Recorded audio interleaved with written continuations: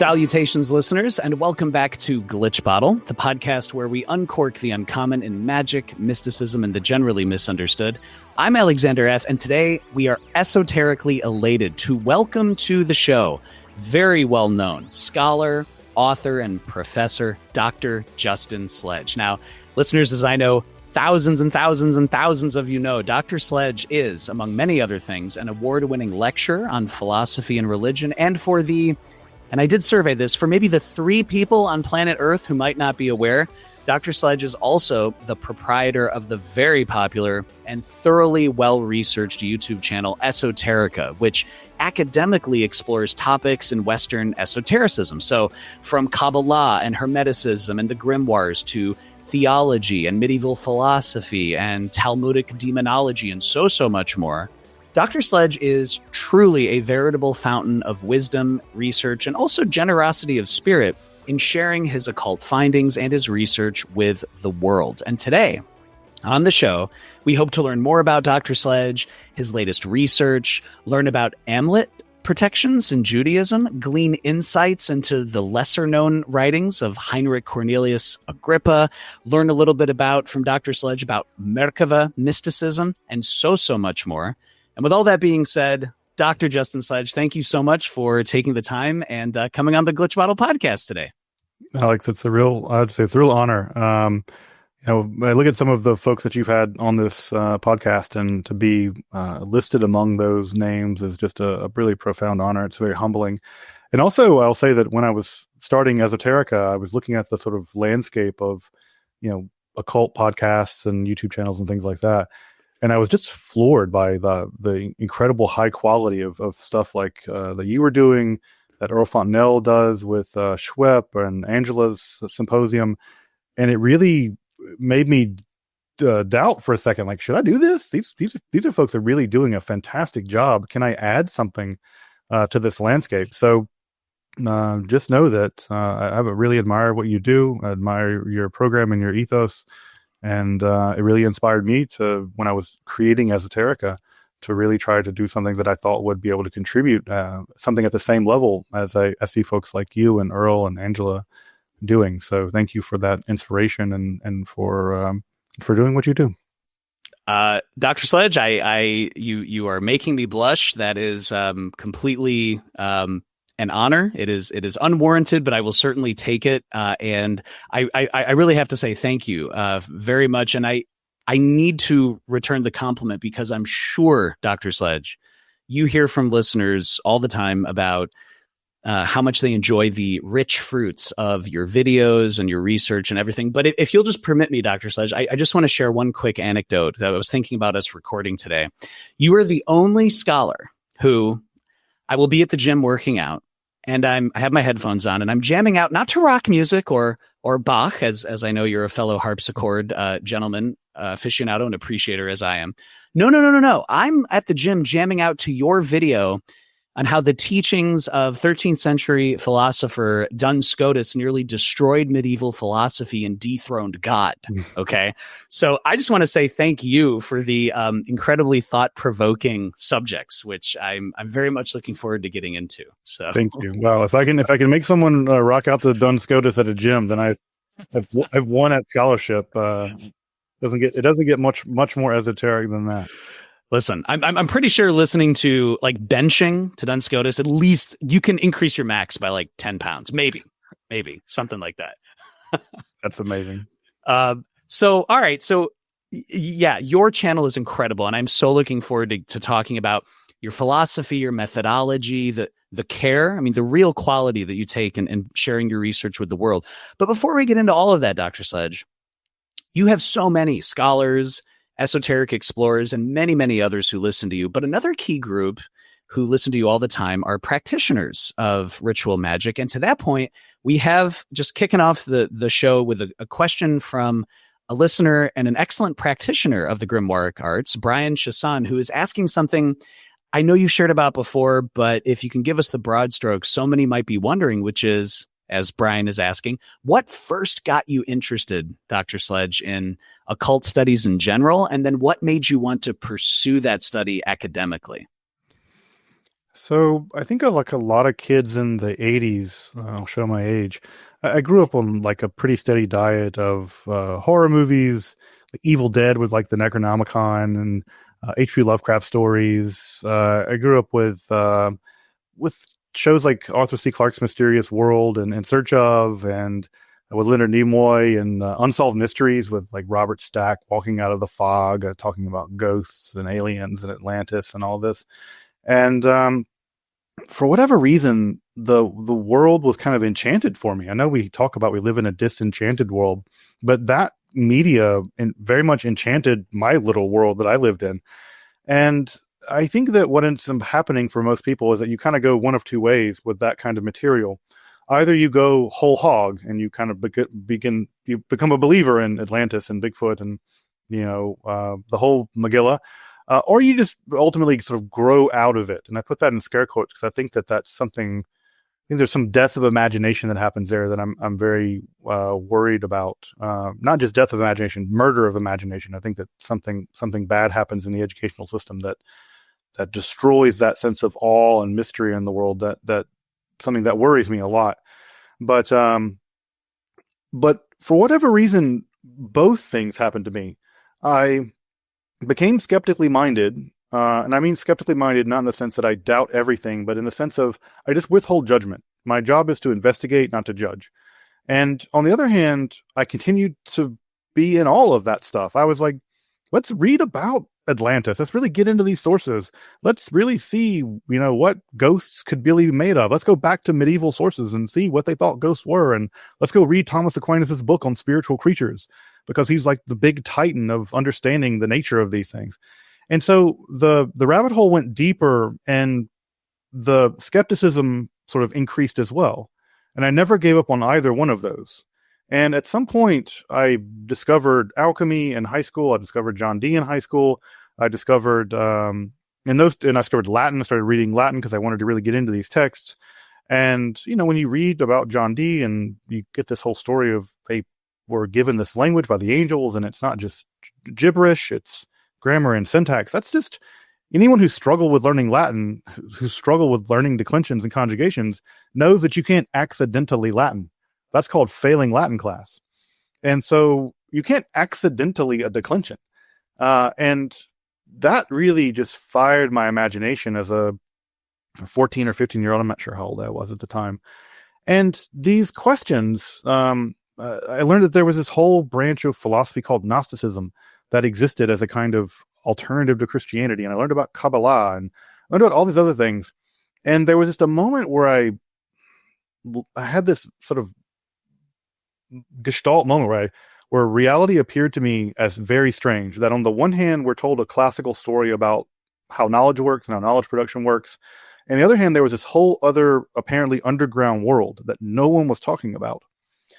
And by the time that I finally finished undergraduate, I had become so enamored with this what Dylan calls the Platonic underground, or whatever we want to say it, Western esotericism, rejected knowledge, I love about Hanegraaff, that it just became obvious to me that I needed to dedicate intense intellectual energy to this, specifically the John Dee question. In fact, every single paper I wrote in my master's degree in Amsterdam was just on John Dee and Enochiana, because I'd felt like it just had not been done justice to my sentiment, to my feeling.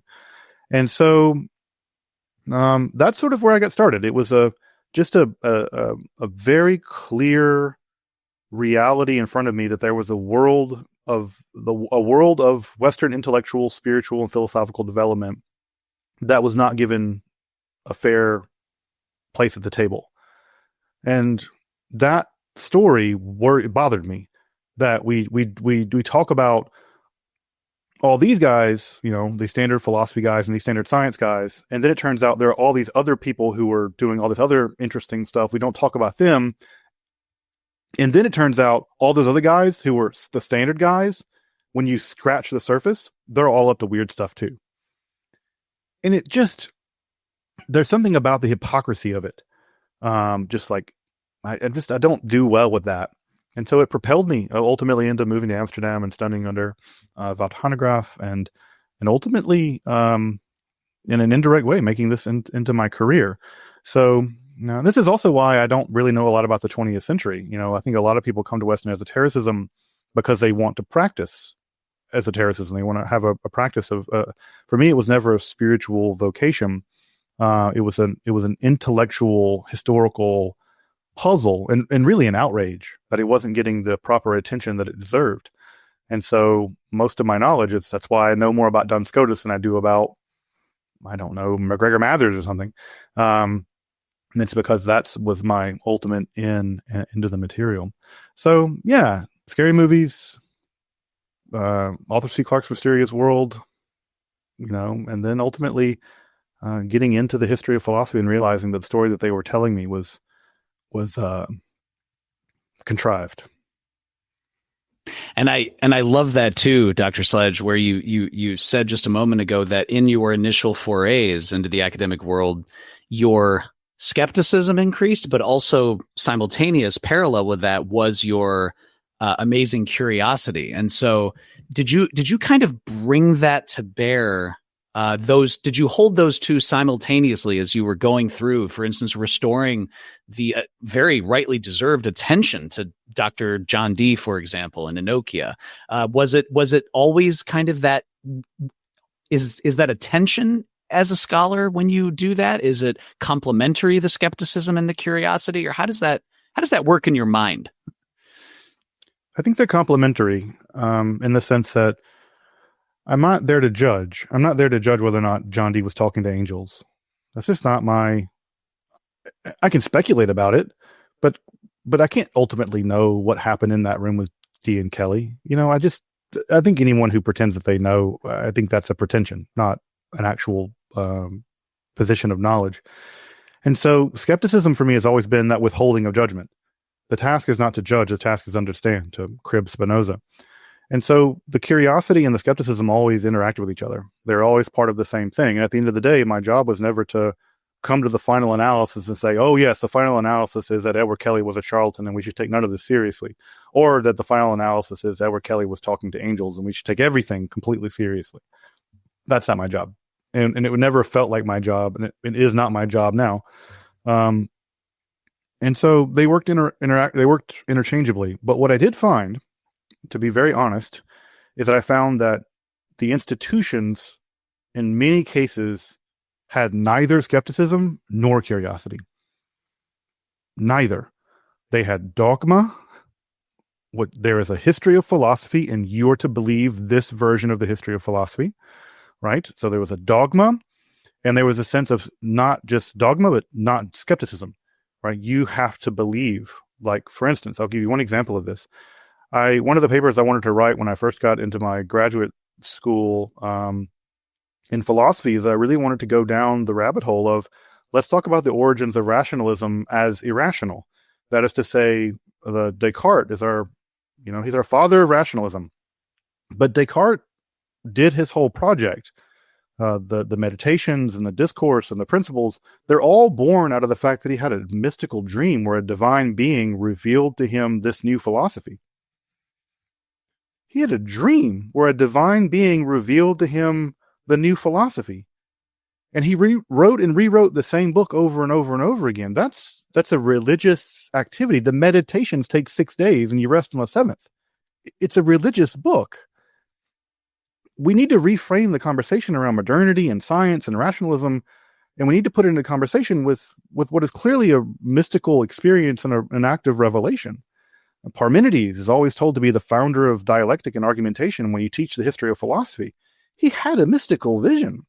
He was taken up into the heavens and I said, I want to write on this. I want to talk about this. And they're like, that didn't happen. It just didn't happen that way. And I'm like, Descartes says it in his letters over and over again, that's what happened. They're like, yeah, but it didn't happen that way. And it was clear with what I was being told was that if you say that happened, you're disrupting the dogma. It's not that you're wrong, it's that you're a heretic. And it became clear to me that what was happening in the academic world of philosophy wasn't philosophy. It wasn't curiosity, and it wasn't skepticism. It was an inquisition, and it was a religious cult. Wow. Okay. So many things that you've put on the table. And let me just say this, Dr. Sledge. I think that's one of the things that I find so rejuvenating among a constellation of other reasons about your channel is you are breaking the boundaries. And we're going to get in a little bit later into your philosophy and also how you're bridging the gap in many ways and having needed conversations, which is so wonderful. But before we get there, something you just touched on, I think it's so important. I know it's something I remind myself about, but I'd love for you to elaborate on it, which is this. When I think of, some of the best modern esoteric scholars, Dr. Richard Kickheffer, Dr. Sophie Page, Dr. Claire Fanger, Vajra Reagan, Dr. Gal Sofer, yourself. One of the things that I get when I read or watch many of the best scholars is they do something you just touched on, which is when they're examining medieval grimoires or, John de Morigny and the Ars Notoria variant there, the Marian version there, they let the sources and the texts speak for themselves. They're not there to judge. They're not there to move a little bit, give an opinion. Can you just talk about, for someone out there who might be wondering, well, don't scholars have to take a stand on something? Don't they need to have a slant or a bias? It sounds like you're saying, I'm not here to judge. I'm here to let the text speak for themselves. Could you share a little bit more about that? This is a double-edged sword because no one who's going to be honest is going to tell you they have no biases. Of course I have my biases, right? I have my biases as much as anyone else. But I think that there's a difference between having biases and being conscious of them and warning your reader about them. That's just called the methodology part of your paper. The methodology part of the paper is where you warn your reader about your biases, right? The second thing is that once you've done that, then you have to go where the data takes you. You just have to go where the data takes you. And the data takes us to places that are deeply uncomfortable for everybody because we're not medieval people. We're not John Dee. I'm not a 13th century, Dominican or whatever. The data is always going to take us somewhere uncomfortable. And so we just have to sit with that discomfort and say, so far as I can tell, this is what the data seems to indicate.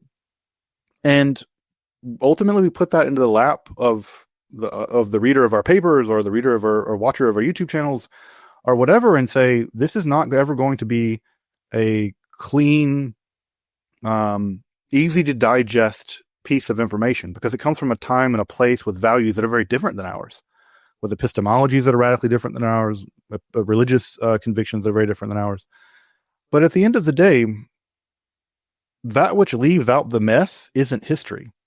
History is just messy. And people, especially people who are having limited experiences like mystics and magicians and these kinds of people are going to have extremely messy realities because they are living at the very bleeding edge of where reality seems to come apart. And so we should be unsurprised that we have a very messy thing that we have to present. And so you have to learn to get comfortable with the mess. You have to learn to be uncomfortable where the data leaves you. And you have to say at the end of the day, it's not my job to make sense of this. It's my job to steel man this material, to make it make as much sense as possible, given what I know about the world around it, given what I know about the social conditions and the language and all these things. Sometimes people say, wow, you present Valentinianism with such clarity and with such sympathy. Are you a Valentinian? I'm like, no, I'm not a Valentinian. But my job is to present it in a way that I think convinced many people to be Valentinians, right? Make the text make sense on its own terms and show that it was convincing to people.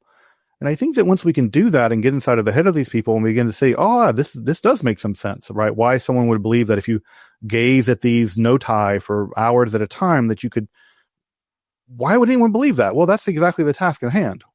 Let's make it make sense. And then figure that out from the inside and then present it in a way that I hope, makes it make sense to other people. So yeah, it's not that I don't have biases. I wear my biases on my sleeve. I think the thing is that when we become unconscious to our biases, that's where they're pernicious. And that's where I try to do as I look, these are my biases. This is my methodology. I'm trying to be as aware of it as possible, and you should be aware of it.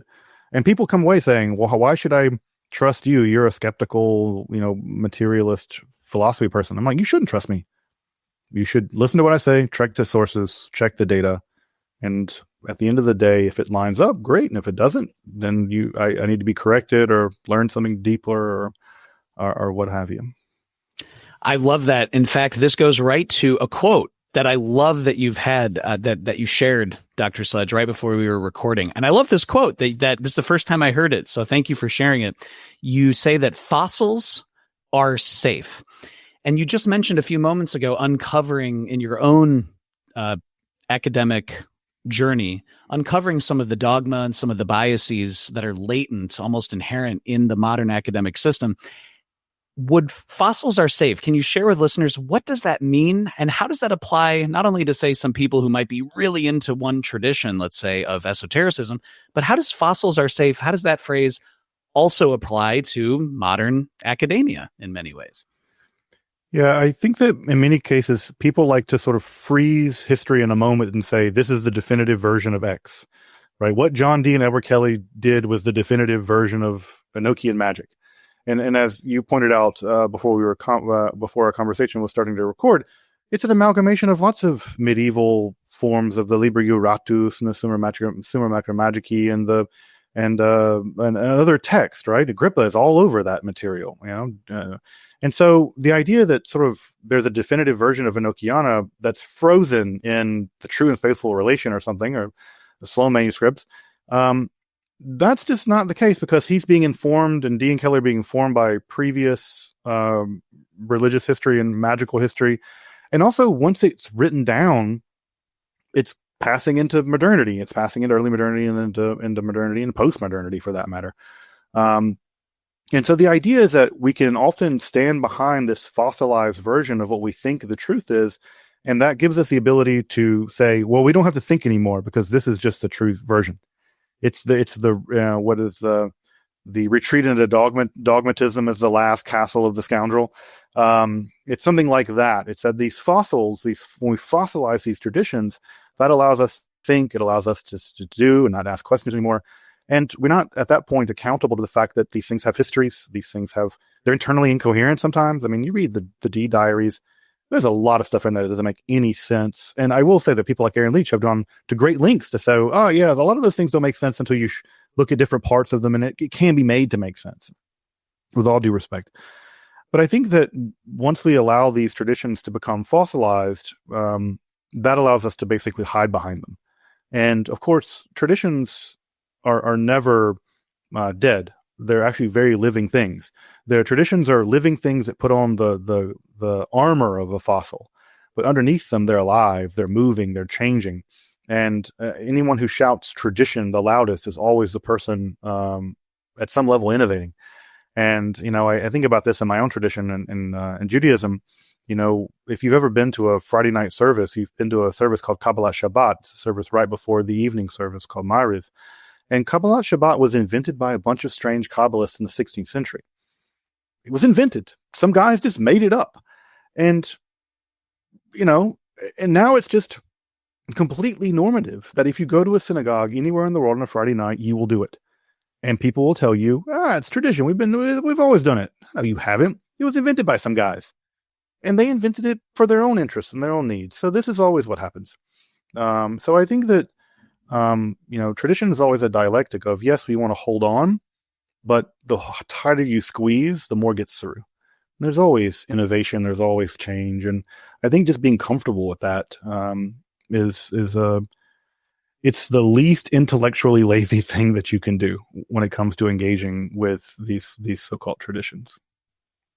That's such a powerful message and a really good reminder. I know for myself, and I'm sure the listeners, when they go through or read their own literature, the studies, the new updates, a question that just popped into my mind, Dr. Sledge, too, is someone we were just talking about before the podcast, one of the greatest modern translators and scholars, Joseph H. Peterson, who's incredible. His esotericarchives.com is an incredible site, tons of resources. And to your point, it's constantly changing, updating, it's adding new things. Do you see Esoterica, your incredible channel, as serving a similar role? Because one of the themes that I get in watching your videos is the intense care that you take to contextualize things and to really give listeners breathing room to think about these issues on their own. Do you see Esoterica also doing something like that?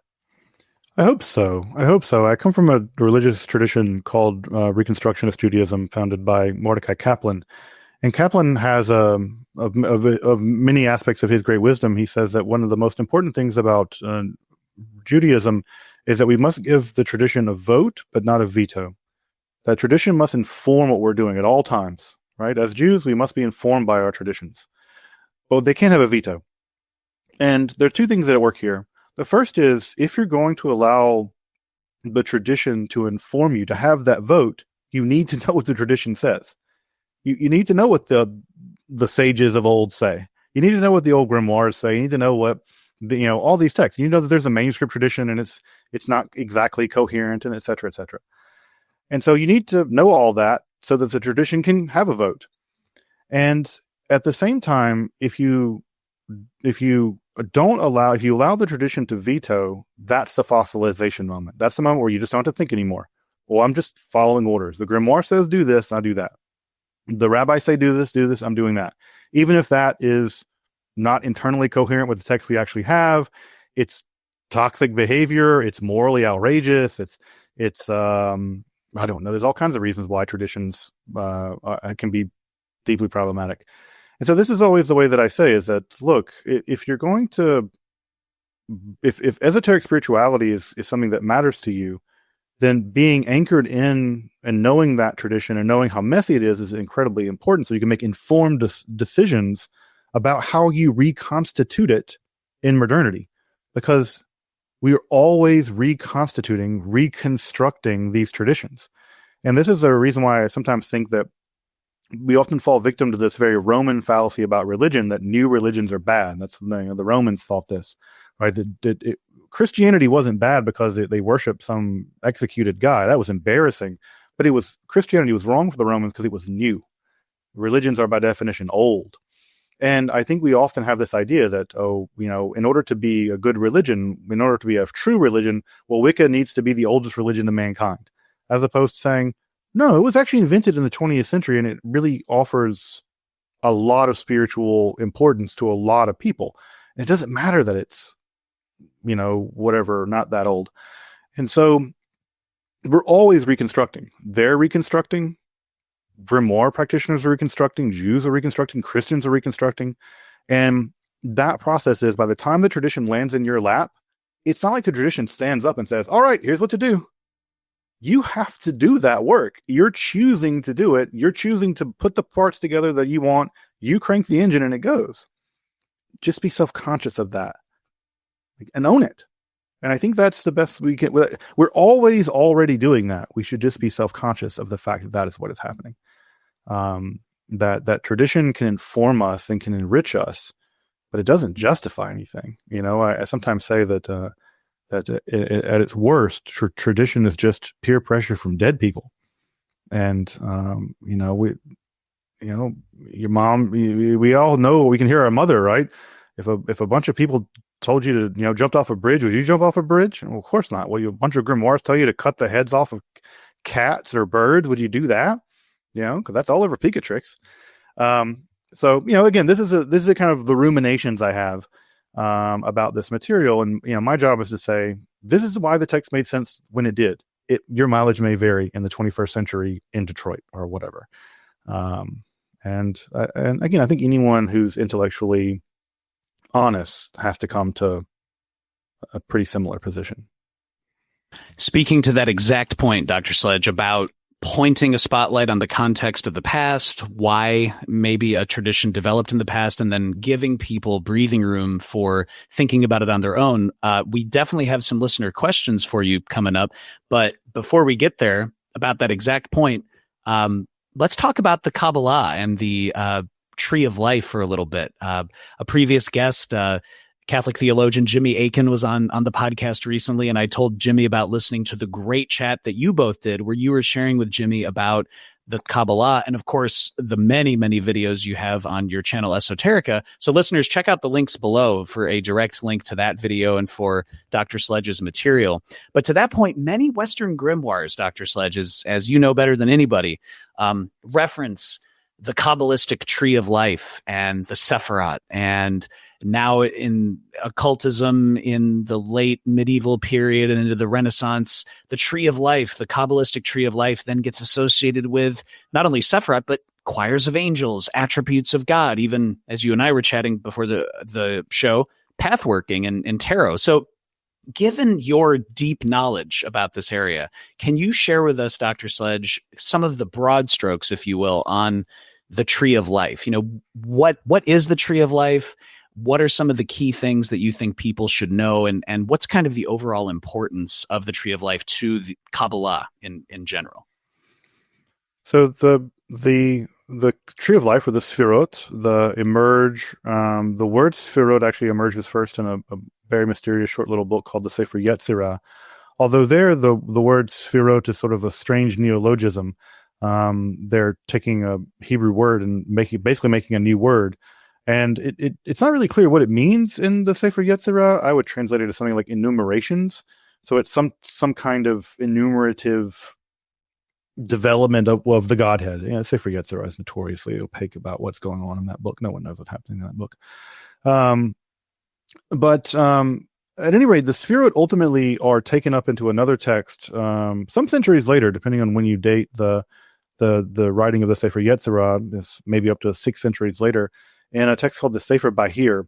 And in the Sefer Bahir, the Sphirot, which at this point, by the way, in the Kabbalistic world are not 10. They're 10 in Sefer Yetzirah. They're 11 in what are called the Contemplation Circle, the Iyun Circle. They're 13 in some other Kabbalistic groups. So this number is not stable. 13 because God is said to have 13 attributes of mercy. In fact, I sometimes think it should be 13, but I don't get to have a say in that, I guess.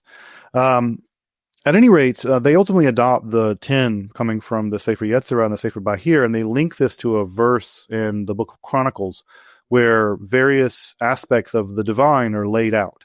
And they say that those aspects of the divine are actually the Sphirot that are being enumerated or described in the Sefer Yetzirah. And you'll forgive me if I don't remember exactly the verse in Chronicles where they lay that out. We could find that later, perhaps. From the Sefer Bahir is then taken up into a larger work. And that larger work, of course, is the Sefer Zohar. And the Sefer Zohar is this monumental work produced in the late 13th century. And in that work, they're trying to solve a basic problem that plagues all Neoplatonisms. And Kabbalah is a Neoplatonism. And that problem is you have a transcendent God, a transcendent one on the one hand, and you have an immanent finitude on the other, us, right? We are finite. How do you bridge the gap, right? Because the gap between the finite and the infinite is infinite. You need some way to fill the gap. And this is always a problem, right? When Plotinus' solution was to develop 3 emanations. And if you follow later Neoplatonists, by the time you get to Proclus and stuff, they have henads and all kinds of stuff. Because you can just keep throwing things in there because there's an infinite amount of space you got to cover. So you just keep throwing emanations in there. Well, at any rate, their solution was to basically throw 10 distinct emanations or moments in there. And those distinct moments are moments of development of the Godhead. And so it begins at God's crown, at Keter. And this is a point in the development of the Godhead that is beyond all being. It is the Neoplatonic one. It's the one beyond being. It's the one for whom there are no predicates. And so sometimes I tell people that if you want to translate Ein Sof, which literally means without end, I would translate it better as no thingness. That there is no thing that it is. It's kind of a mystical, atheistic moment. But from that no thingness emerges these other elements of the divine, that no thingness comes to know itself. And when that no thingness comes to know itself, it generates a kind of, chokhmah, a kind of wisdom, right? A kind of knowledge. All right. And then that generates another thing, right? When that self-understanding, it mutates, in a way, it's kind of a divine mitosis, that generates the next moment of the divine. That thing cares about itself, and that develops chesed, right? It's the thing that, we all have a sense of self-care. The divine also has a sense of self-care, but also that self-care knows that it doesn't care about everything. And the lack of care about everything can become a kind of judgment, a kind of rage, and that becomes gevura, din, judgment. And in fact, in the Kabbalah, when din or gevura is unchecked by chesed, that produces evil. That's just what evil is in Kabbalah. It's judgment unchecked by mercy. It's that moment where your partner doesn't do the dishes the way you want, and you judge them far more harshly than you should. It's justice without mercy. That's evil in Kabbalah. At any rate, they ultimately enumerate 10 of these. And the last one is us. It's down here at Malchut. It's our world. And in Malchut is the world where materiality begins. It's the world of human beings. It's the world of the Shekhinah. It's the world where God's presence becomes immanent as opposed to transcendent. And the task of the Kabbalist is that all these dynamic forces of the Sefirot are in a kind of relationship with each other, and they're constantly moving. Gevura is sometimes really strong when God wants to destroy the Israelites, all of them, right? And then Moses intervenes and says, hey, God, don't kill us. Don't kill them all, right? Then Moses is able to arouse God's chesed to check God's mercy.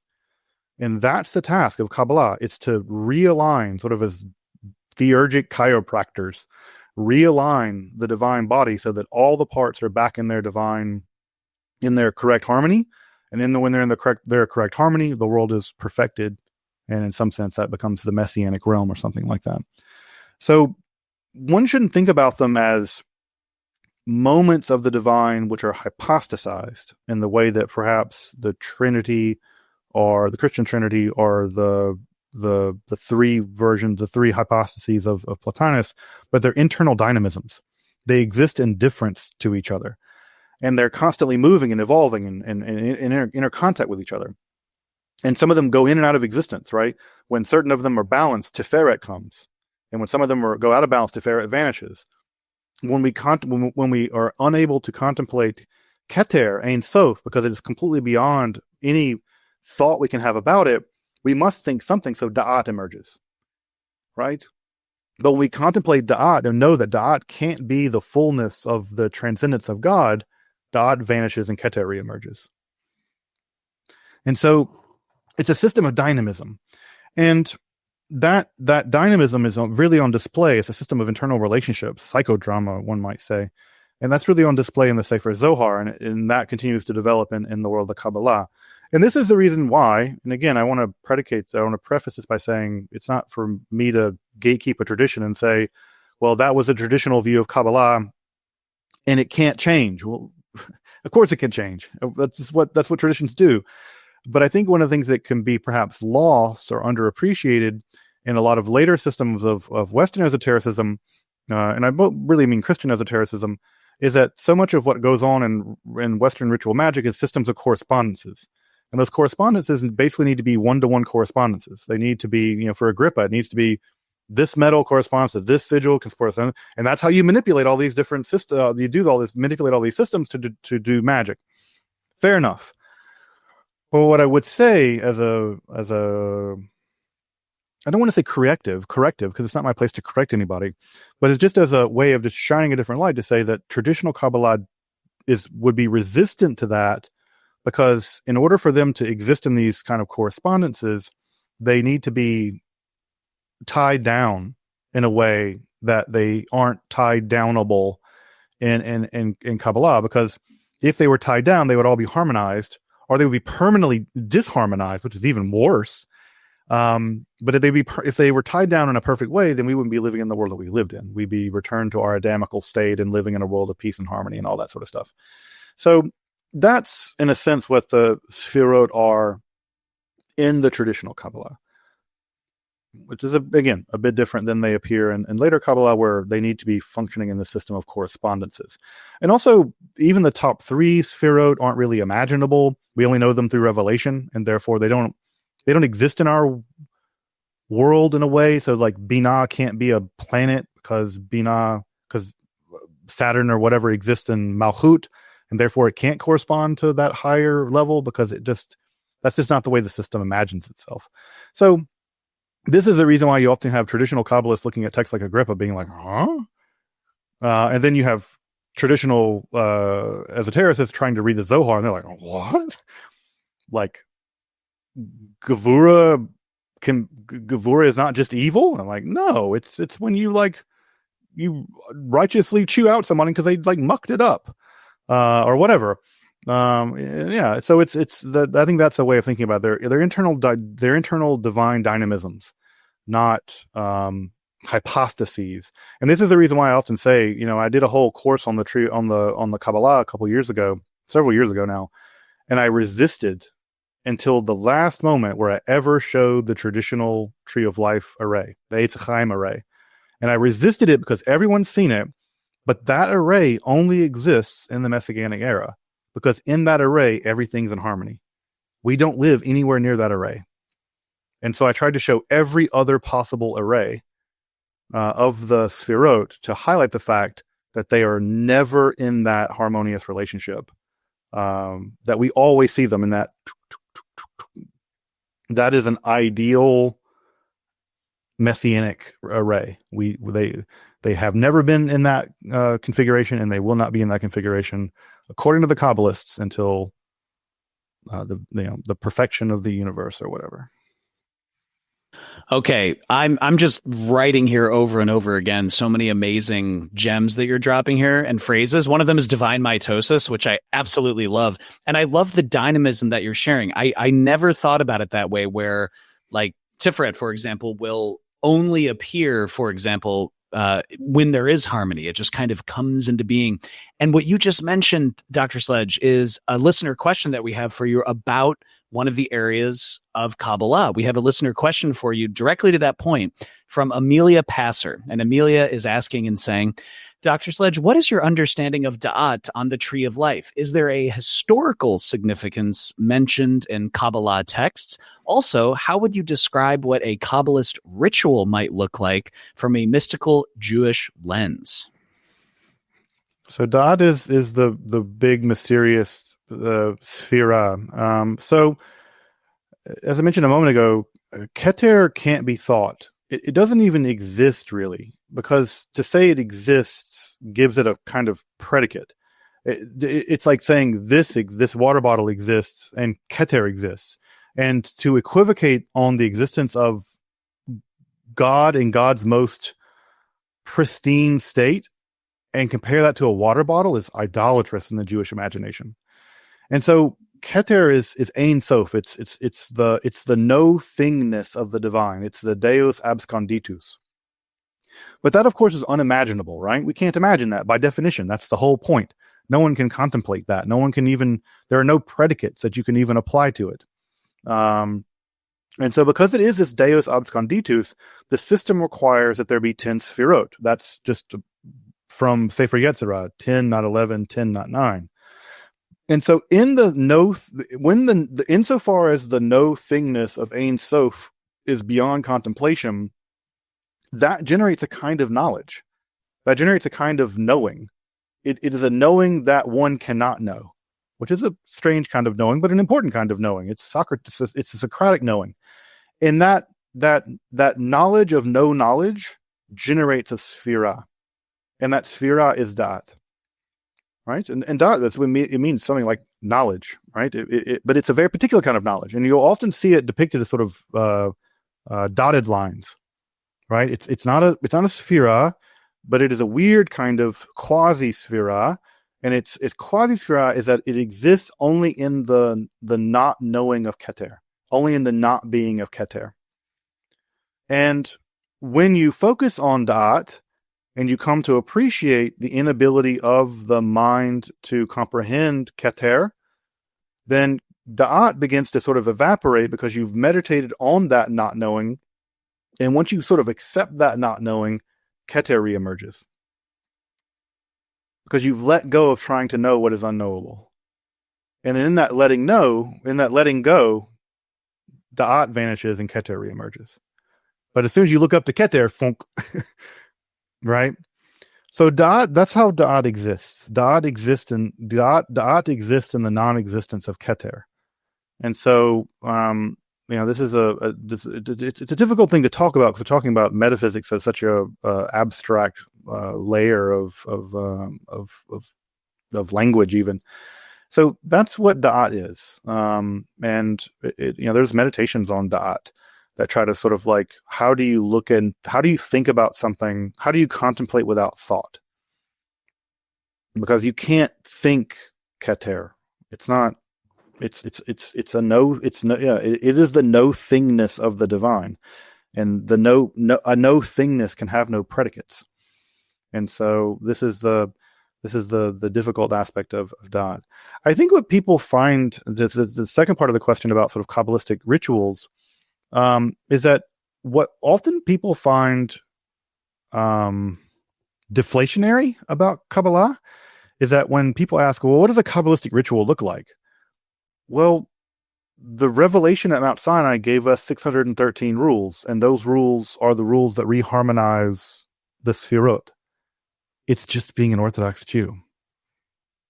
It's just getting up and praying. It's just it has all of this mystical association, but at the end of the day, what the Kabbalah wants to tell us is it's just being religious in the most boring sense imaginable. Right. You ever seen those, like the funny meme, right? Where like one guy's like, you have to do the thing. And then the other guy's like, no, don't do the thing. And the other guy's like, do the thing. Right. It's the same with Kabbalah. It's at the very beginning, the rabbi tells you, you have to do the rules. You're like, the rules. And you become a Kabbalist, and now you're doing the rules because it's not just following rules. You're realigning the inner dynamisms of the Godhead or whatever. So there aren't much in the way of specific Kabbalistic rituals. There have been some innovations over time. There are some things called tikkunim, which are special prayers that one can say. There are, even then there's Kabbalat Shabbat, but that's still not super Kabbalistic in many ways. But mostly it's how you understand living your life as a Jew. You understand that putting tefillin on isn't, tefillin are the black boxes that Orthodox Jews wear on their arms and on their forehead. You're doing that because the moment that you do that, the divine body does that, and that harmonizes your prayer with the divine prayer, and that harmonizes the divine body and harmonizes your body, and that is an act of theurgy in which you're literally repairing the cosmos. And this is where we get the famous phrase tikkun olam, that the act of doing the mitzvot, the commandments, reharmonizes. And so Jewish law becomes not just following a bunch of rules; it becomes theurgy. And so this is where, in some senses, it's deflationary because people want there to be these specific Kabbalistic rituals, like making a golem or something. But on the other hand, it's like, no, it's a re-understanding of religious law, so that it's not just following rules because tradition says so. It's following them because they're actually theurgy, and that's the big Kabbalistic sort of reshaping how we understand the practice of everyday Jewish law. That's incredible, Dr. Sledge. Thank you. And as you said moments ago, I'm just checking my notes here, which again, another quote I love.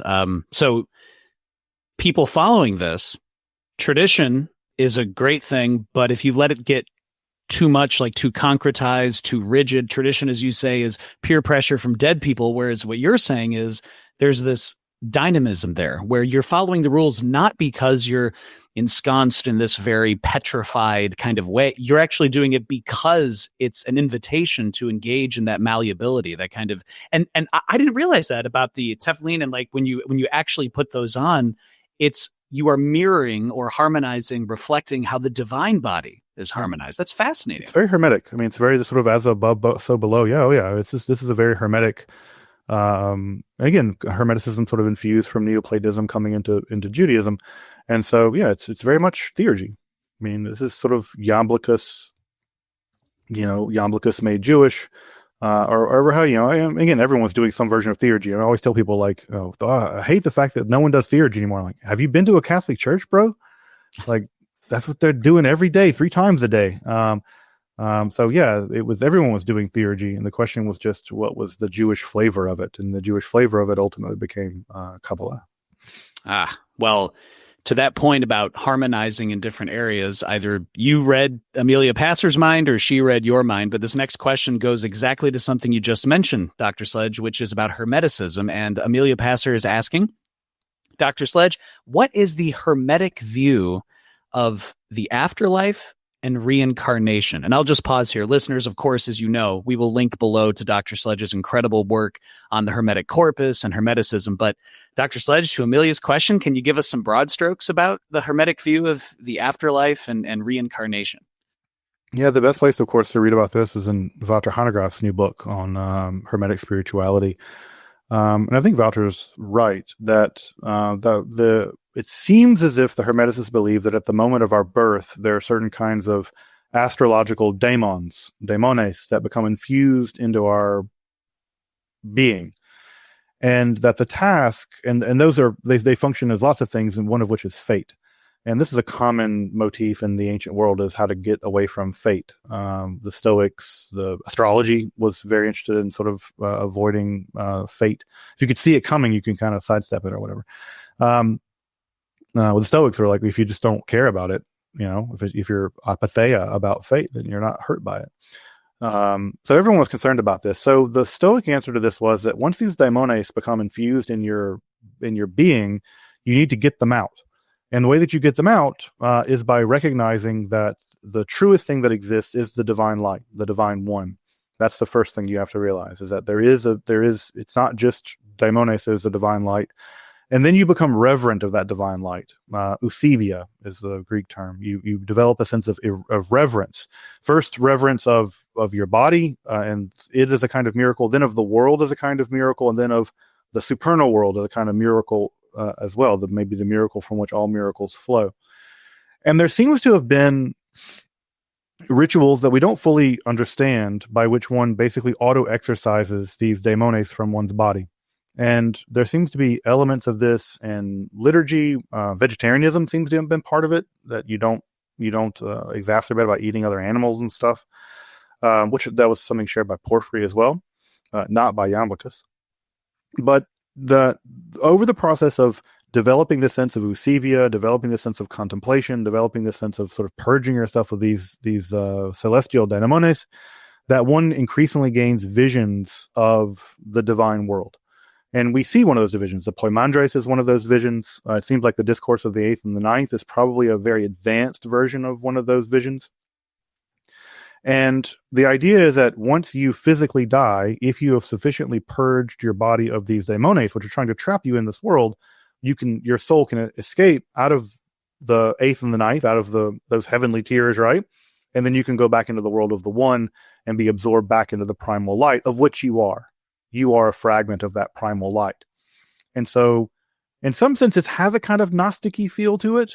But there's no, the world is good. The world's mostly good. There are some bad elements to it. It's not Pollyannish. But if you fail to do that, then your soul's reincarnated, right? If you fail to do that, your soul's reincarnated and you get another chance.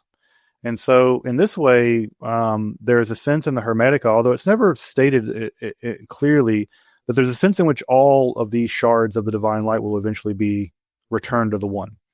And so there is a sense of universal salvation. This was a big debate among Christians and stuff as well, about the question of universal salvation.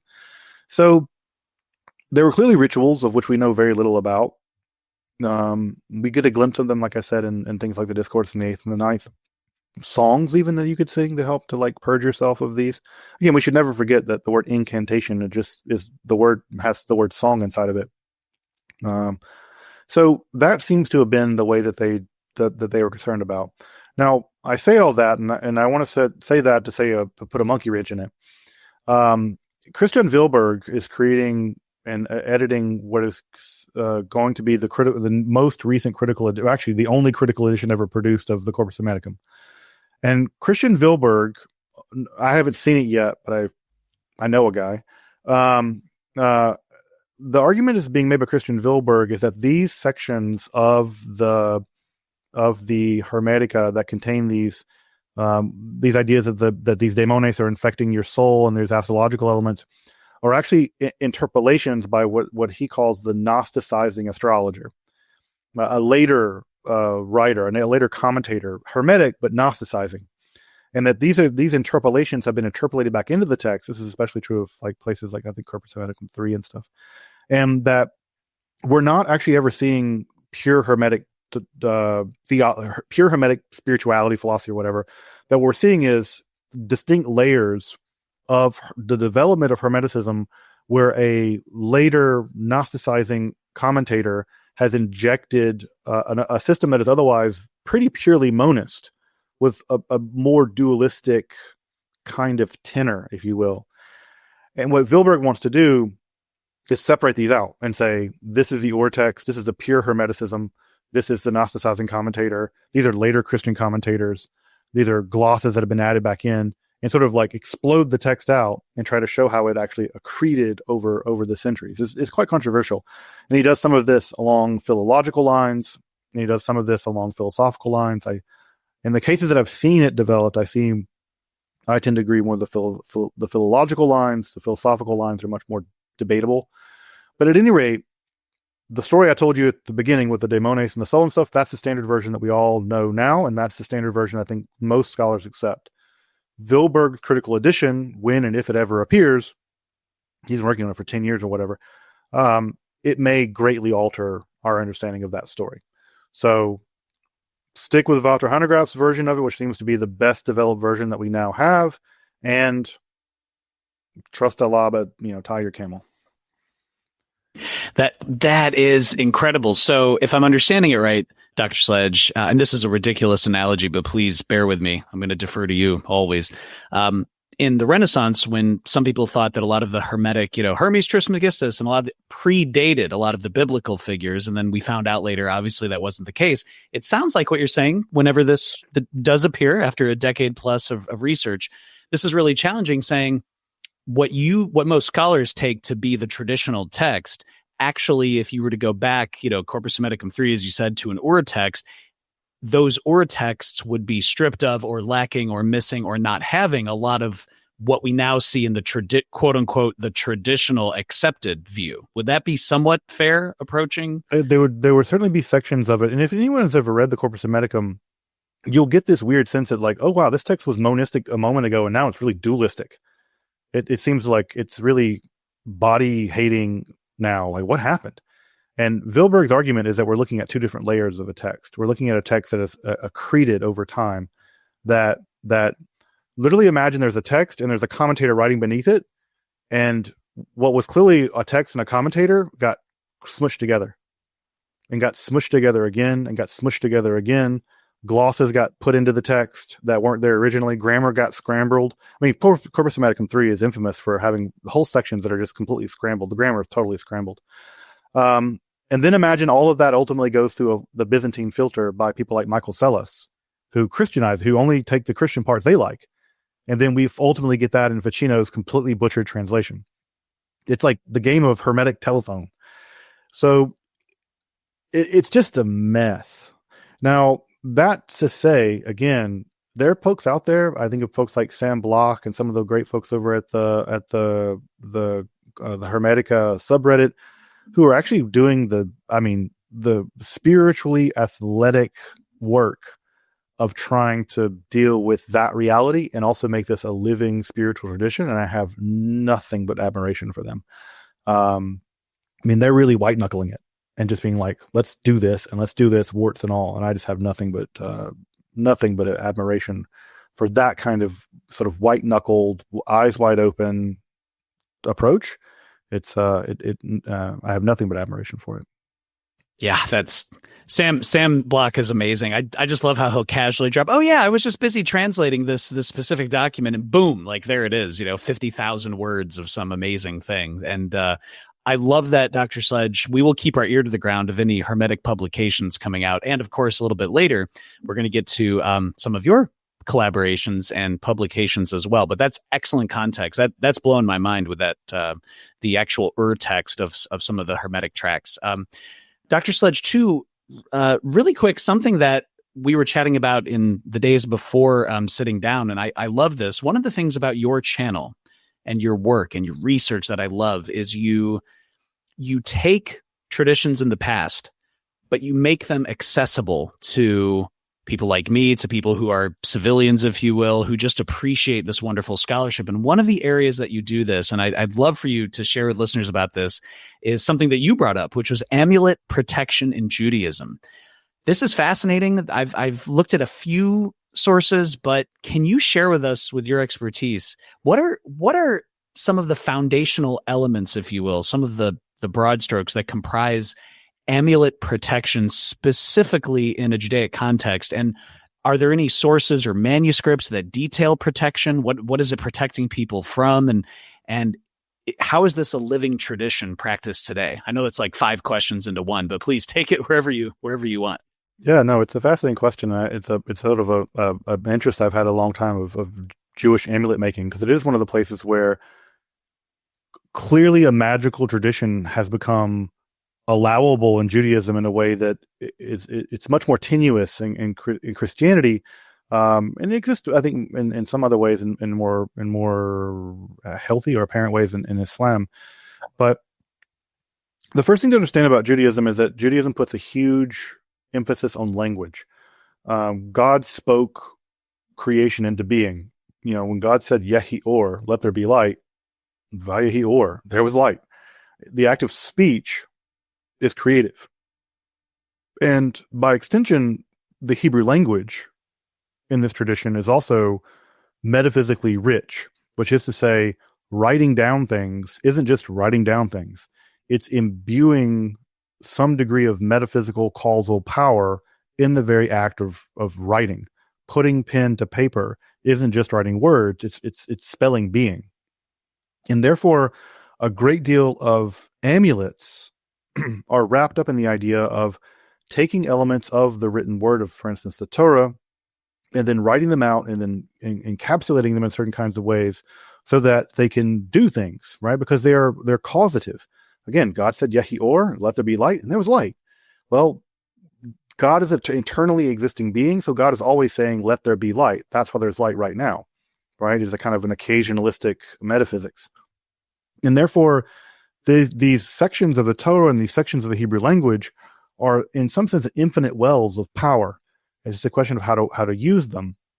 And so one of the first places that Judaism uses amulets is Judaism uses amulets to protect themselves from any negative, bad thing, whether that be Lilith, who wants to harm children, or whether it be Shadim, which are demons. Shadim are the Jewish equivalent of one of the Jewish equivalent of demons. There's lots of different species of demons in Judaism.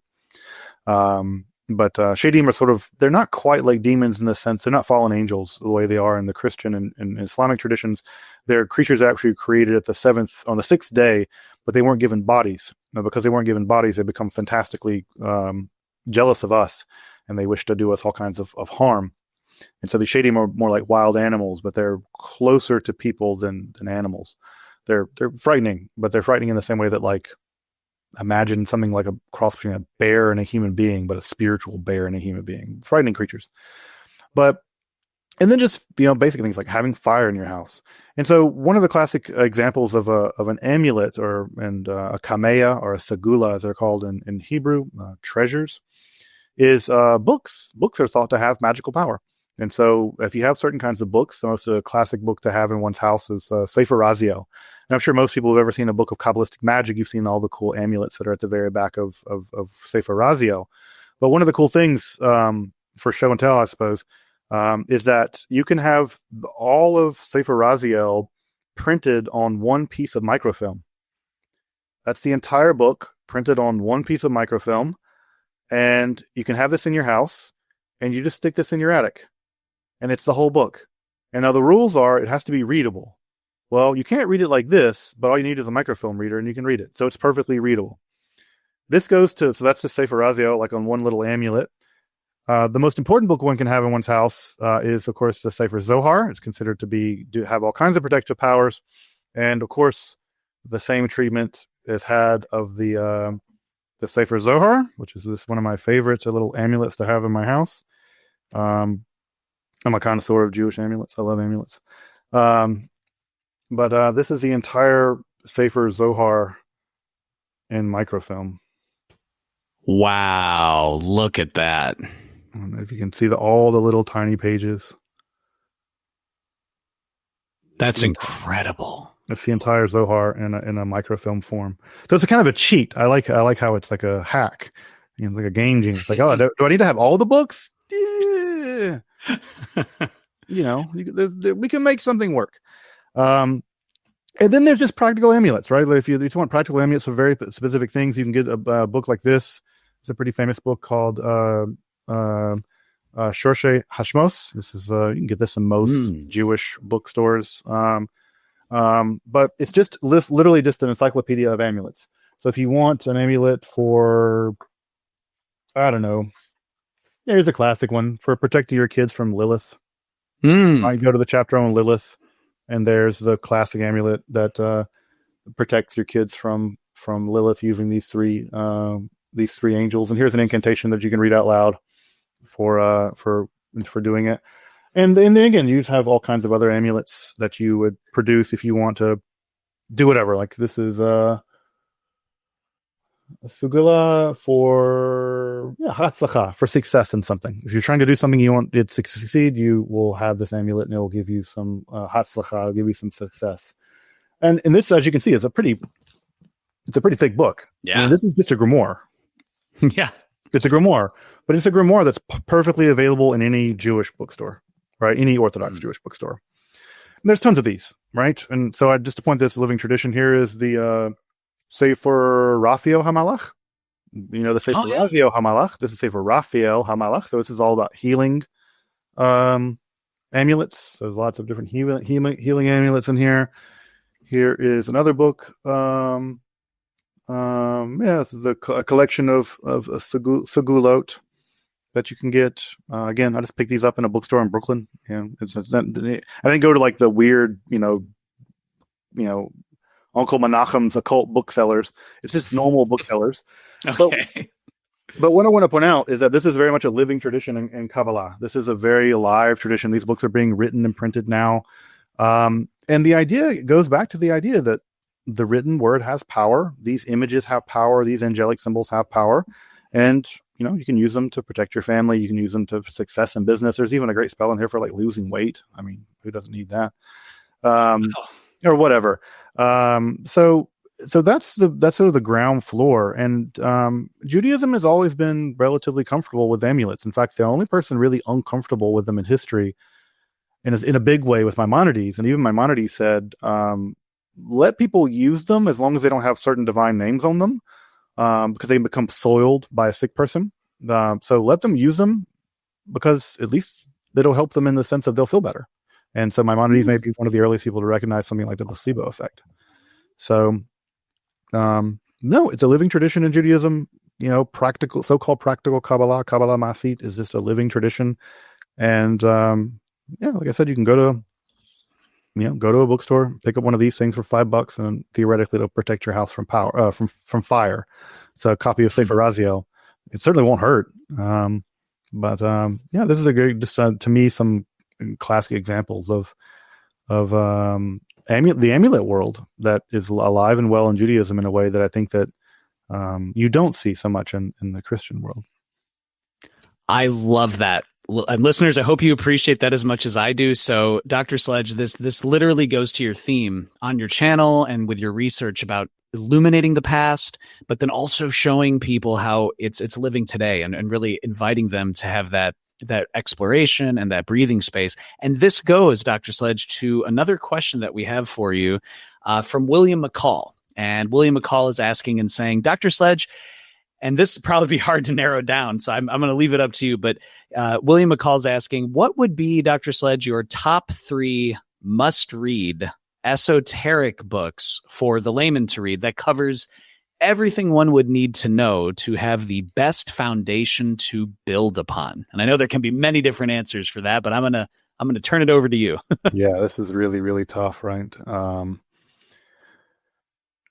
It's so hard to say, and I thought over and over about this. Do I tell people to go read the entire Sefer Zohar? That's not a realistic thing to tell someone to go read a 10-volume monstrosity of a book. I would say that it's genre based for me, right? So I would say that in the world of the Kabbalah, I would say the Sefer Bahir. Read that if you're gonna read no other Kabbalistic book. Read the Sefer Bahir. For magic, Sumasatra Magici. It's like that's sort of the big magical book. You need to read the Hermetica, right? And I would say that the book that really sort of synthesizes all of that, and if you really wanted to get well grounded in all this material, it's Agrippa. This is one of the things that I find that Agrippa is just sort of the black sheep of the occult world for hilarious, ironical reasons. We maybe talk about Agrippa more in just a moment, but I would say that in many ways, Agrippa synthesizes all that material in a way that really produces one of the most outstanding systems of occult philosophy, unsurprisingly, in the history of the Western world. But yeah, and in terms of if you really want to understand something like demons, one of the things that I really have people are really interested in terms of demons is I would read Thomas Aquinas' on spiritual creatures. It's a difficult text, I won't lie, but oftentimes people have a lot of questions around how demons work and what they are and how they operate in the medieval mind, right? Again, I can't say to a certainty how demons actually operate, but we know how they operated in the minds of the grimoire writers, and they take for granted what Thomas is basically writing in his book on spiritual creatures. And so if you want to understand how medieval and early modern people understood angels and demons and other kinds of spiritual, read Thomas Aquinas' book on spiritual creatures. But a top three, there's no way I can do it. So every time I consolidate one top three to the other top three, I go around, but then I would leave all the Gnostic stuff out. If someone asks me what's the one Gnostic book to read, I'd probably say the Apocryphon of John. The Apocryphon of John is like the one Gnostic book to read. So, and to whittle this question, Alex, I was asked this question so many times in so many different things that I literally made a study guide that you can find over on my channel, where I just basically lay out, with the exception of books by Brill, which are too expensive and too specialized. If someone said, what are the books you have to have on your shelf for Gnosticism, Hermeticism, Kabbalah, blah, blah, blah, whatever, I just lay them out in my opinion, right? And you can take my opinion for what it's worth. But like, if you wanted to buy someone the starter, starter set on alchemy, what book? It's like The Secrets of Alchemy by Moran, and anything by Lawrence Principe, and anything by Bill Newman. So it's so hard for me to narrow it down into three. But I would say that my best attempt to narrow it down into three was to narrow it down into 50 and then make an entire, 30-page study guide. So folks can check out that study guide if you want my three, as much as it were. That's amazing. Listeners, check out the links below so you can check out Dr. Sledge's study guide. I remember just caught my head, Dr. Sledge. Yourself and Jimmy Akin were talking about Brill. It's like, will we ever see a day, Dr. Sledge, when a Brill tome will be less than $250? I'm just being facetious. Being facetious. But your channel makes everything so accessible. So yeah. Yeah, no, I have people complaining. I'm like, I watch your show and I end up spending $500 on books in a month. And I'm like, I know your pain. Trust me. Like I budget out my summer. So when Brill has their 40% off sale, that I get the things that I need. Right. But the answer to that is, I complain about Brill mostly as a comedic bit, and some degree of lambasting academic publishing, which is a total scam. But it's to point out the fact that it's actually because this material is so esoteric that it's not getting published in more conventional ways and more accessible ways, frankly. And one of the hopes of my channel is that this material becomes more widely accessible, and maybe that will ultimately help to drive some of these prices down. So I was talking to some people about the only translation of the Merkavah mystical literature into English is published by Brill, and it's hundreds of dollars. And it's just not fair that people who are interested in reading, again, if you're a Jewish person, this is a piece of your religious history, and if you want to read it in Hebrew and Aramaic, it's just as expensive, frankly.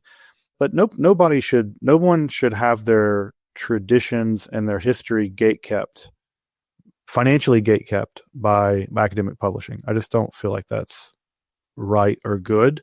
And I don't think it makes the world a better place. So hopefully the idea is that this stuff becomes more widely known about. There's a bigger audience for it, and the market will drive the prices down. I don't know. Maybe I'm being naive. I love that resounding call for both an ideal state where you can show fidelity to the deep quality and the scholarship, but also having it at an affordable price where someone can have it a little bit more accessible financially. So Yes. Dr. Sledge too. So you've brought up two topics which I'd love to get your take on. One of them is Merkavah mysticism, which we'll get to in just a bit. But you mentioned just a moment ago about Heinrich Cornelius Agrippa, and you have collaborated with someone who, in addition to yourself, I just appreciate and love so much, Dr. Dan Attrell, aka the modern Hermeticist, who's been on the show before, and yourself and Dr. Attrell actually published, and I love this, Invisibilia Day, a collection of Hermetic, mystical, and anti-magical works by Heinrich Cornelius Agrippa. So definitely, listeners, check out the link below because you can pick up your own copy. But can you just share with us, Dr. Sledge, how did you and Dan first decide to collaborate on this specific tome? Why these writings from Agrippa? So I was teaching a seminar last summer on Agrippa, and it was going into many, many parts. And one of the things that I realized as I was working through the seminar is I was sight translating Agrippa's books. I was sight translating his lectures and the Hermetic lectures at Pavia and some of his letters. And my Latin's okay; it's passable. I think I'm whatever, I don't know what fluent means in Latin, but I read Latin fine. And I was just shocked by the things that Agrippa was saying. I mean, he was saying things like, if you center the divine love of God, you become God. And I'm like, who is this guy?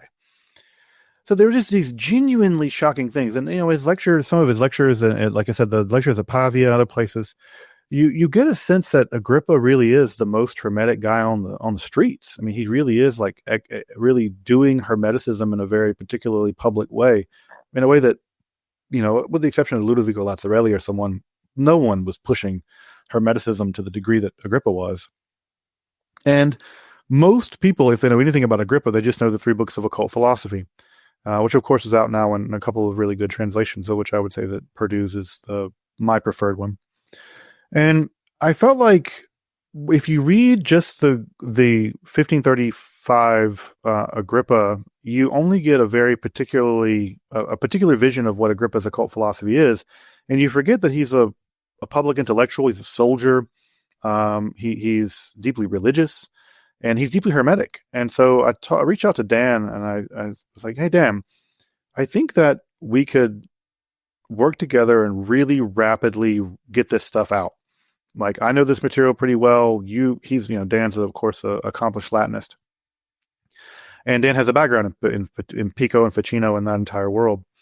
And we just decided, let's just hammer this out. Let's just work our asses off, and let's get this material available to the public." One of the things, for instance, that's missing from the Purdue, from both editions, or the Purdue edition for sure, and also missing in the critical edition, are the 3 letters that Agrippa appended to the 1535 final version of the 3 books of occult philosophy. And those are incredibly important for understanding Agrippa's mature view of the occult and of magic. And so we felt like they needed a new translation. And so we did that. We did some of his other Hermetic lectures and some of his other, his orations. And so, it was just the idea that let's show that rigorous, thoughtful, accessible scholarship on these topics can be performed quickly. It can be done soundly. It can be done with all the rigor that one would expect out of academic scholarship, and it can be done at an accessible price. And that money will go, basically as much as it can directly to the guys who did the work, which was Dan and I. And of course, I would say Dan did the lion's share of the work. And so, that's kind of the way we imagined it, and we pulled it off. And it was, I was a little shocked that we pulled it off in the way that we did. We pulled it off before the seminar was over. So it was a fun project. I think Dan and I have a couple more projects in the pipeline at some point, but I just think that people don't really appreciate the fact that there's just so much material, esoteric material in the Renaissance that is just mind-bogglingly beautiful. I mean, there is I think it's Rossini wrote a 6-volume, 4,000-page commentary on the Corpus Hermeticum. Wow. Just, there's no modern edition. Oof. It just doesn't exist in a modern edition. So there's just enormous amounts of stuff that for people for whom esoteric spirituality is a path for them, they should just have access to this stuff. It's as simple as that. It's people should have access to this material, and the only way it's going to get done is people who have the skills and the passion to do it. And I'm really glad to be able to team up with people like Dan, especially Dan, to work on it. And also Dan and I get along swimmingly, which is not always the case when you do academic work together. You can have, you can imagine this material attracts eccentric personalities. And so eccentric personalities don't often get along very well, but Dan and I get along swimmingly. It's really great to hang out with him. And that's something that both of you do so well in together, collaboratively, but also separately in your own spheres, is you break down the barriers, and you really do shatter a lot of the accessibility cognitively that someone might have. And you when you in your videos and your research, and I know Dan as well, you both put things in context, and I know for me, and I'm sure the listeners too, Dr. Sledge, you challenge us to think about things differently. Your videos, your research, your scholarship challenges me and invites me to think about things differently. And I think to that very point, kind of a follow-up to your collaboration with Dan is, when it comes to this amazing figure, as you said, Heinrich Cornelius Agrippa, what would you say would be 2 or 3 of the biggest misconceptions that people might have about Agrippa? And asked in the opposite, what are 2 or 3 things that you really just want people to keep in mind about this amazing figure? One of them you just touched on, if I may be so bold, or maybe this might be a fourth, is it's not just the 3 books of occult philosophy, the intro letters, the other writings, the kind of ancillary writings. Can you tell us what are some of these misconceptions that people have about Agrippa? I think that one misconception about the 3 books of occult philosophy that I see a lot is that I see people say it's a reference book. And I think people have that sense that it's a reference book because of how it was basically butchered in Barrett's The Magus. He just basically took out all the parts that were sigils and other stuff, and he basically took out the occult philosophy. And so most people look at the book as kind of like, oh, I want a Jupiter sigil, so I'm going to go get that, or I want a cool witch's alphabet, so I'll go get that, or I want some correspondences, so I'll go get those. And so they treat it as a kind of reference book. And when you treat the 3 books of occult philosophy like a reference book, you basically denude it of the fact that it is a internally coherent spiritual philosophy of illumination. And it's ironic because if you do that to it, it becomes not the 3 books of occult philosophy, it becomes a couple snippets of occult trivia. Well said. Yes. And so I think that what we need to do with the text is read the thing, and then to read it in the context of the people that Agrippa is interacting with, people like Ficino, people like Ludovico Lazzarelli, people like Pico, the Hermetica, of course, the emergent Protestant movement. Agrippa's very big on faith. He's very big on love. He has an entire oration on love. It's just beautiful. That he really thinks love is the mechanism by which the divine transforms and perfects the world, and therefore it is through love that we also, as we interact with the divine and illuminated by the divine, it is through love that we also interact and transform the world, and we become a god in doing that. God is love, and insofar as we are consumed with love, we become God, and he says that at the very end of the text. It's quite shocking. So I think that the first thing is that the 3 books of occult philosophy is treated as a buffet, and it should not be treated as a buffet. It should be treated as an extremely systematic, internally coherent work of divine illumination, of which magical praxis is the result of that divine illumination, and that theosis, that becoming God, is the ultimate aim of that. The second thing I would say is that Agrippa's other works, of which we have a lot of other works, are in some sense equally important because they give us a sense of how Agrippa's thinking is developing over time. One of the great lies we tell about Agrippa, and this is becoming less a thing we tell, but it is still a thing that gets told, is that the youthful Agrippa believed in magic, and then he had a existential crisis, and he had a skeptical turn, and then he used the skeptical turn to publish the 3 books of occult philosophy as a cash grab, and he didn't believe in any of it. Something like that. Some story we tell like that. There's the skeptical Agrippa and there's the occult Agrippa, and they can't meet. That's just only possible if you've just never actually read these books.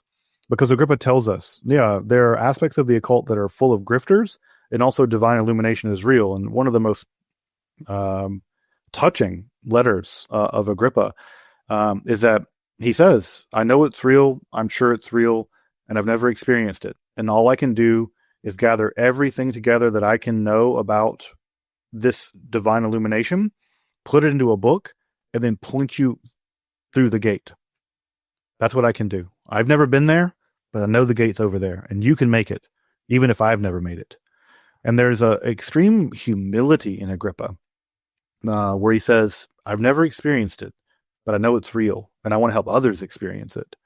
And it's just that kind of pathos makes me admire Agrippa. He's the same guy that defended a witch when no one else would. He was the same guy that he stayed in a plague-ridden city and treated people when all the doctors fled. You get a sense of in Agrippa of the kind of, not just a Hermetic magus, but a person who actually, in a deeply ethical sense, in a deeply spiritual sense, when he says that, that the human being is the microcosm of God in the world, and that God is a God of love, what does a God of love do? What do I, as a being of love, do? I defend this poor woman. I treat these people at great risk to myself. I do all, I try to illuminate the path, even if I can't experience, the illumination myself. So I would say that what gets lost in people treating the 3 books of occult philosophy as a reference book to get cool sigils or whatever out of, is that they lose Agrippa and they lose the occult philosophy. And I think that they lose the opportunity to adopt and practice, especially for folks for whom they identify as Christians. They lose access to a spiritual technology of which I do not think has been surpassed in the Western world. And I think the three books of occult philosophy contain that spiritual technology. And I think that treating it like a buffet does great disservice to anyone seeking illumination. And I think Agrippa's works abound in the theory of that illumination, but also the praxis of someone clearly on the path to illumination, in the way that Agrippa himself acted in the world, which he even says in a moment, I think it's the Hermetic Lectures at Pavia. He says, I want to apologize because I'm going to lecture on high things. I'm going to lecture on God. I'm going to lecture on the one, but I'm a man with blood on his hands. I'm a soldier. I've killed people. I have blood on my hands, and I want to apologize for that, because how should I even be able to talk about these things? And what humility, what a virtuous man to say, I've done these terrible things, and yet I'm called to talk about Kabbalah and Hermeticism in public. I mean, we need to get these letters translated. We need to get a good life of Agrippa. Hell, we need a good movie about this guy, because I think that in his life and in his teachings, both published and unpublished, we have a real, a real antidote to, I think, the libertinage kind of, the human wreckage that sometimes passes for an occultist. We have a man of deep virtue and deep spiritual passion and deep intellectual rigor, deeply informed by tradition and deeply innovating. And Agrippa is all those things. And so this is where I really would recommend, and why I felt the need to publish some of his material. I'm going to publish some more of it. And also why I think that we should treat the 3 books of occult philosophy with, a bit more reverence than just, what can I take from it? I don't like that. That might be, Dr. Sledge, the most humanizing and lovely defense of Agrippa that I've ever heard. And I'm thinking, and again, pardon the kind of cross-pollination here, but would it be fair to say that just as earlier you were telling the listeners that we should not forget or neglect the dynamism in the Kabbalistic tree of life, there's this constant fluidity, just so with Agrippa, there's this human element that we should not forget. There's this dynamism of scholar and seeker and divine illuminator and translator and collector and, congregator of sources. Would that be somewhat fair? It seems a big theme in this and the tree of life is, don't forget the malleability, the dynamism, the humanity. Would that be somewhat fair? Don't forget him as a human being. He's not just a guy who wrote some books. He had a life, and he in a life in which he did pretty amazing things. But this is a great tragedy of Agrippa. He's too occulty for the Christians, and he's too Christian for the occultists. And and as a person who's neither, I'm not a Christian nor an occultist, I suppose.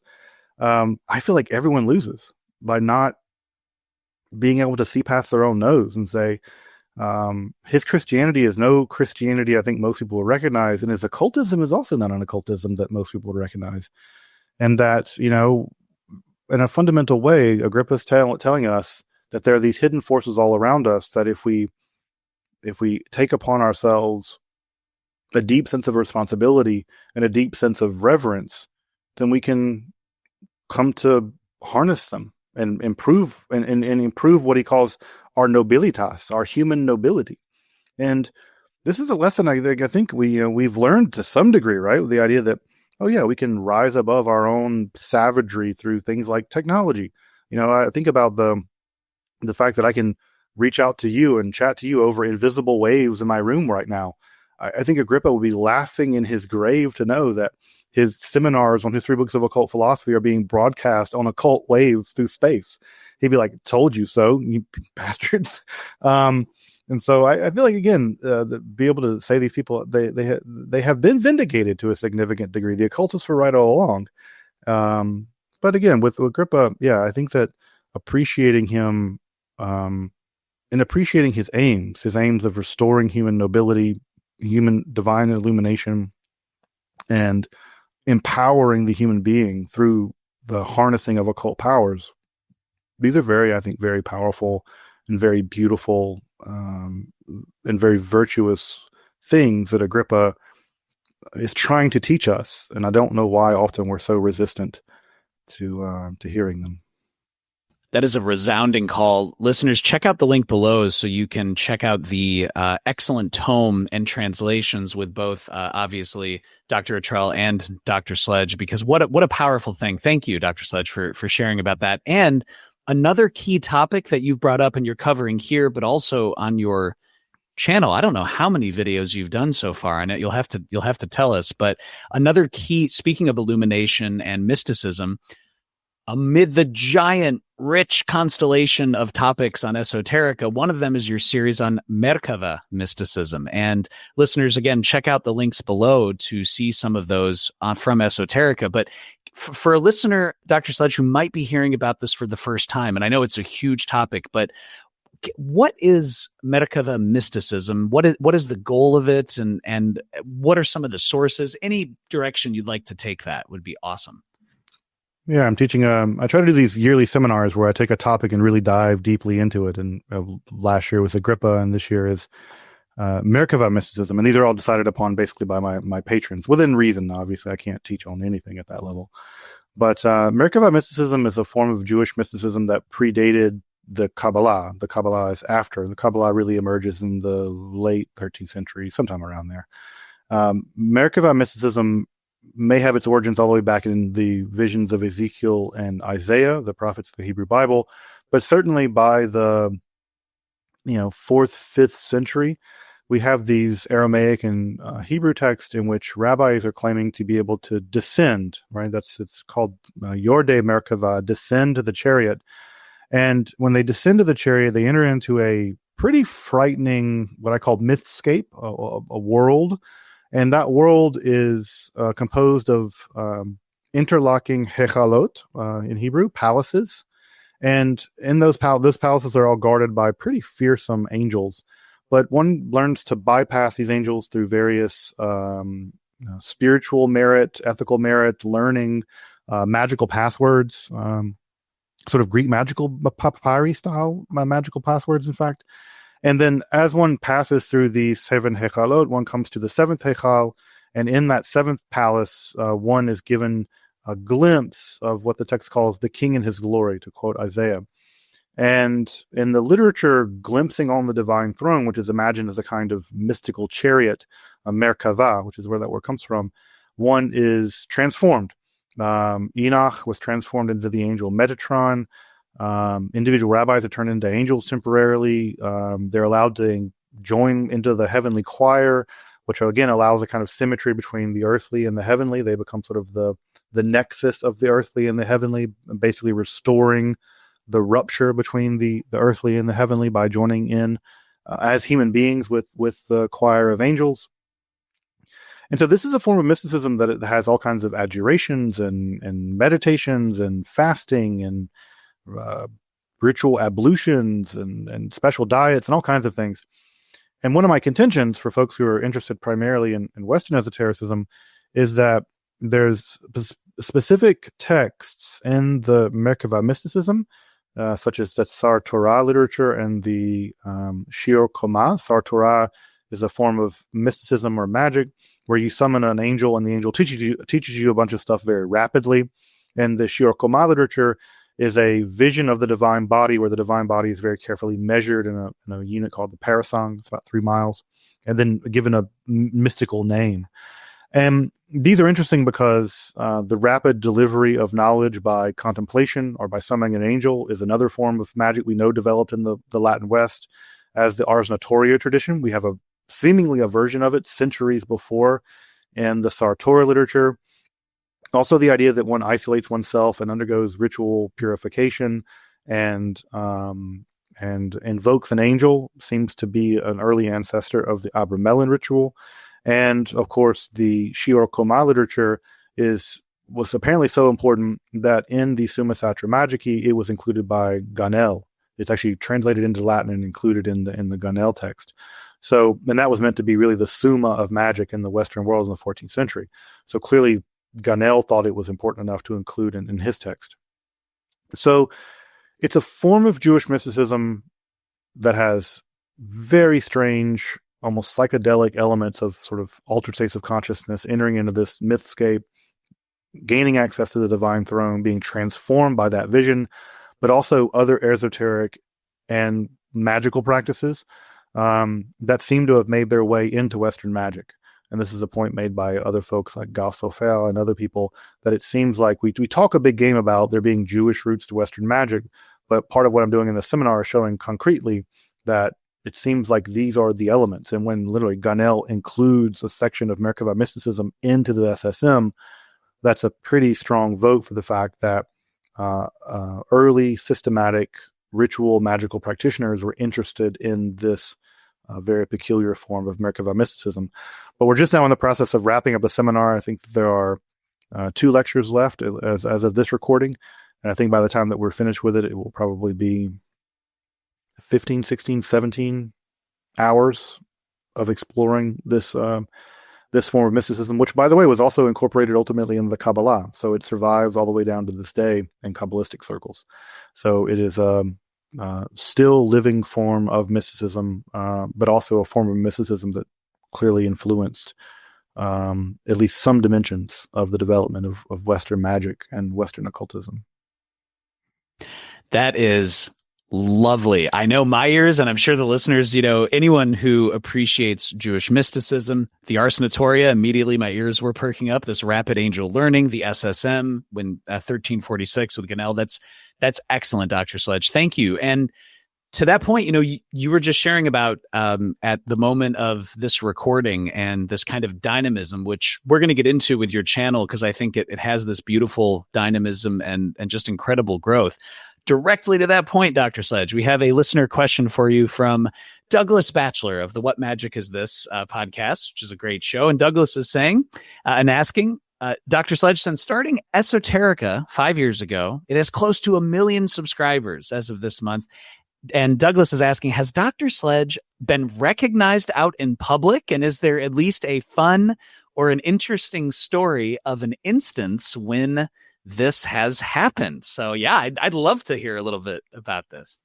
This is a funny question. Douglas's podcast is wonderful for folks who haven't had the chance to check it out. What Magic Is This? I would highly recommend people check it out. He's a great guy. Yes. So the short answer is yes. I do get recognized in public. These stories are embarrassing to tell. My sister-in-law loves to make fun of me when it happens. She's like, "Oh, you're such a celebrity." I'm a big fish in a small pond, the smallest pond. I think maybe one of the more fun examples of when it happened, I was at Home Depot and I was like getting some wood cut for a we were making a fence, and this woman walks past, and she looks at me in this completely perplexed way, just like, oh, and I'm like, is there something wrong with my face? Like, am I wearing a shirt? Is something wrong?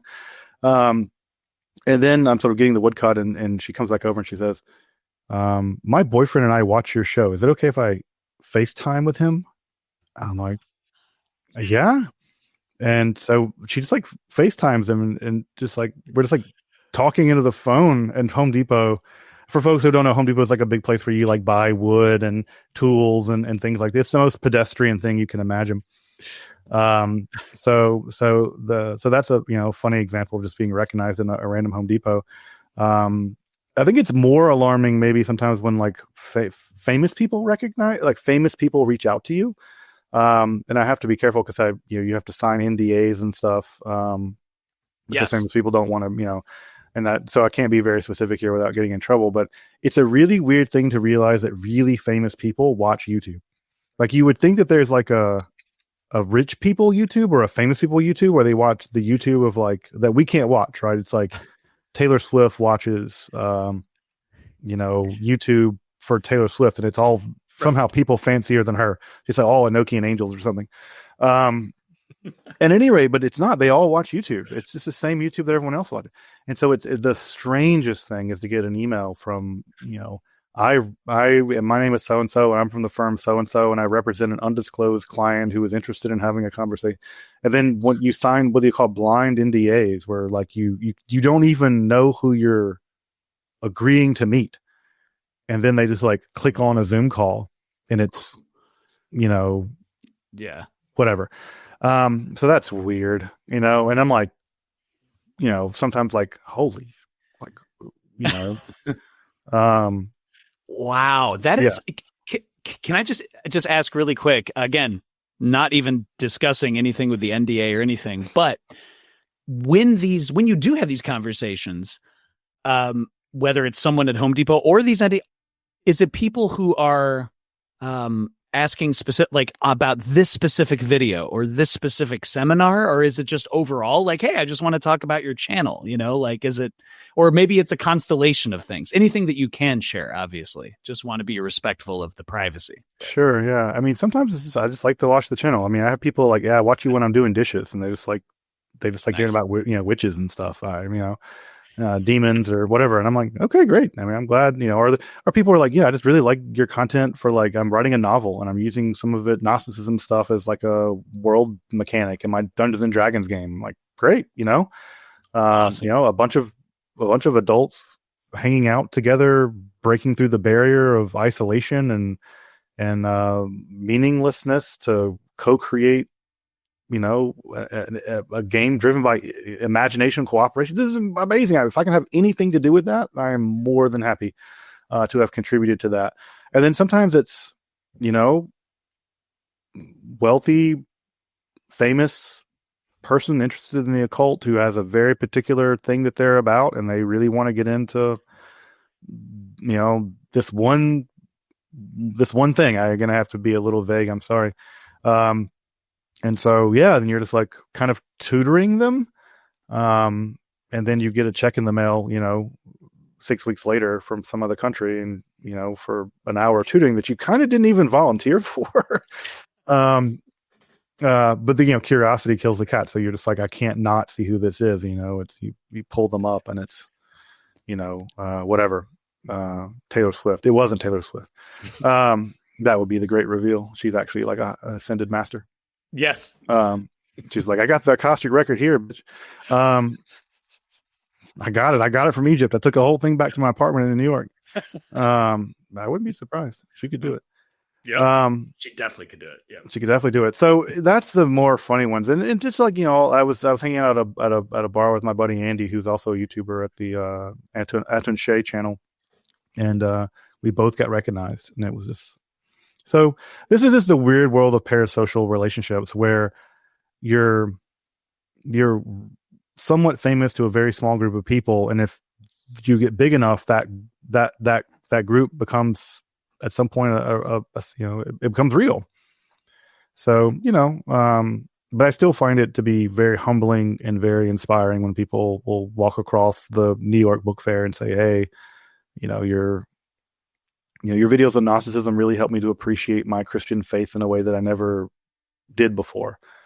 And I hear things like that as a just a human being, where people can find a handle to, again, illuminate their spiritual life, build out their Dungeons and Dragons campaign, help them write a novel, help them wash dishes, help them fall asleep, whatever. For me, the task as an educator is to give people access and give people access to the material and empower them that this material is not utterly inaccessible. They can do it.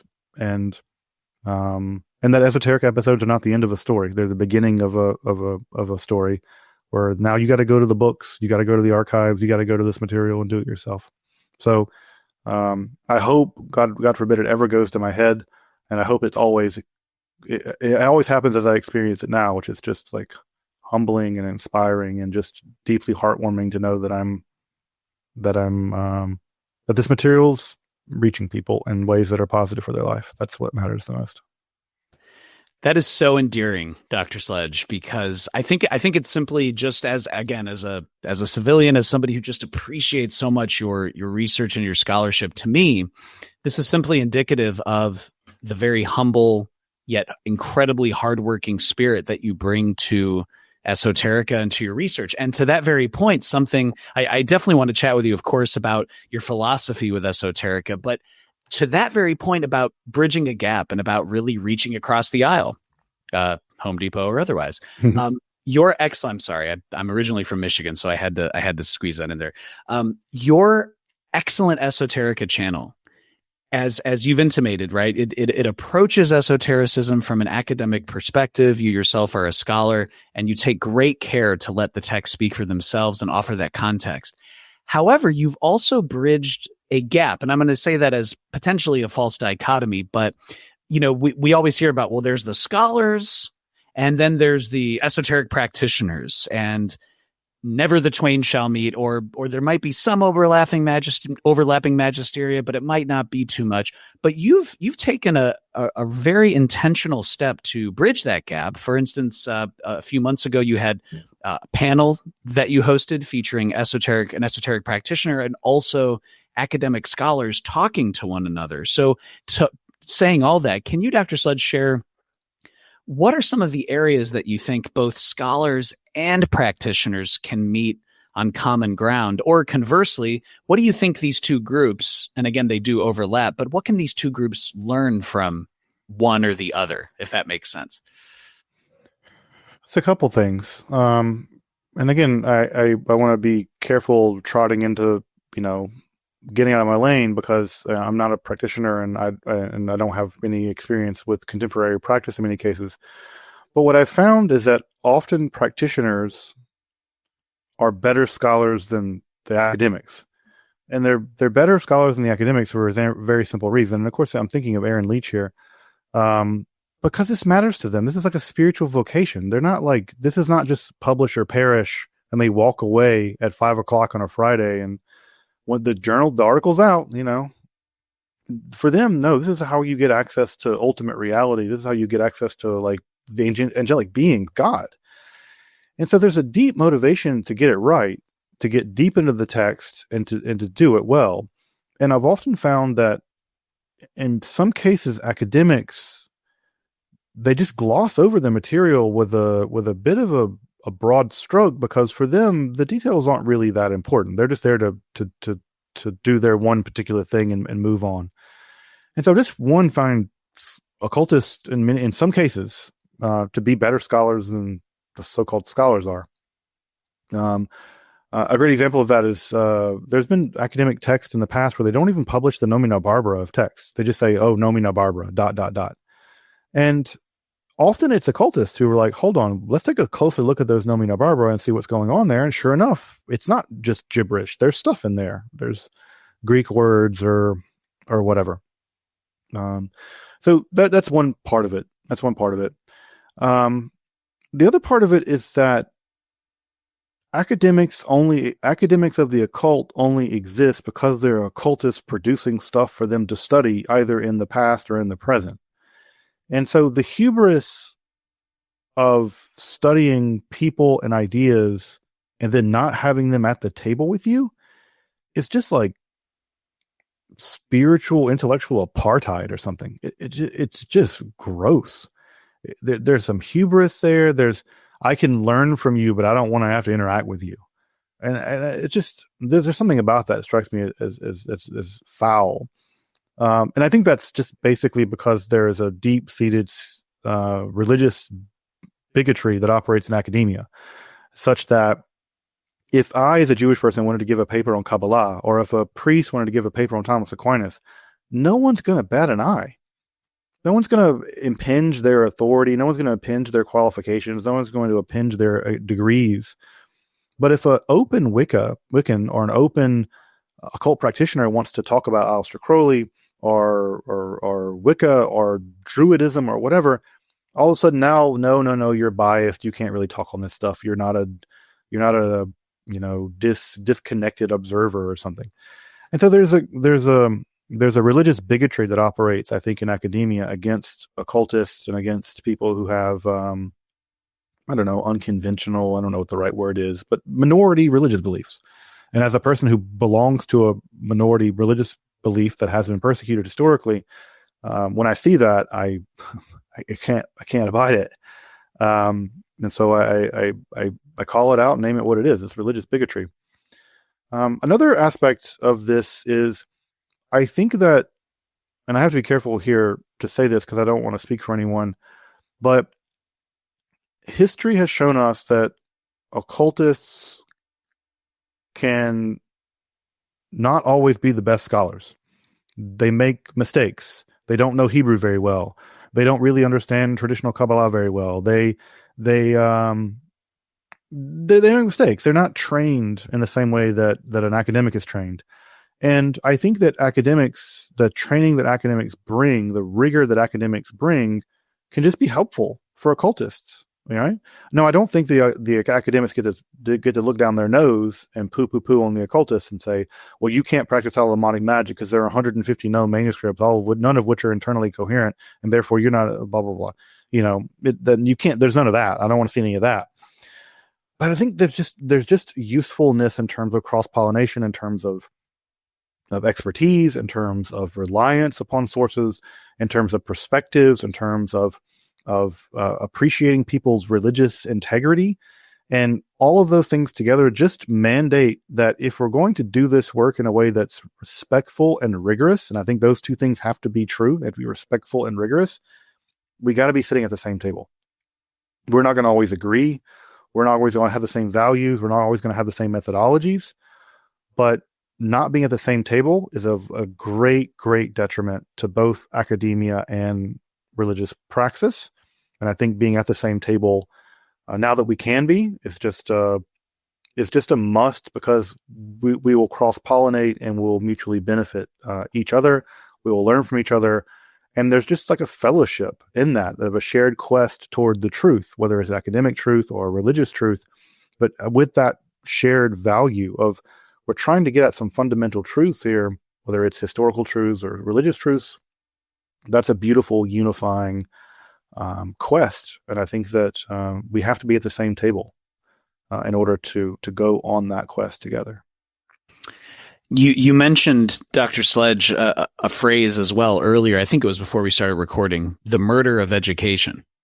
And do you think, and forgive this horrible misuse of the term tikkun or repair, but would this help mollify or balm or help in the repairing of both someone pursuing an academic, a purely scholarly, or someone who's an esotericist who wants to get into and educate themselves more on scholarship? Do you think that those conversations can help maybe mitigate some of the effects of the murder of education, or that need for this kind of an open wound of just misunderstanding and people not being informed? I don't know if that makes sense, but what are your thoughts on that? Yeah, I think that it's possible. And I think also the murder of imagination. This is a place where I think also Occultists often have a bit too much imagination, and academics have not enough of it. And again, this is where we can sit across the table in that the practicing religious occultists can talk about and relate their experience of the numinous. And I think that's something often academics are bereft of, but we can't let the numinous be the only, I saw it in a dream, therefore it's true. We don't want to reintroduce spectral evidence, I don't think, either. And they bring different rigors to each other. They bring different rigors, and those rigors that they bring to each other are mutually beneficial. I think mutually beneficiary. And people ask me. I have colleagues that Dr. Skinner related his story of performing ritual magic, and various quite extraordinary things happen.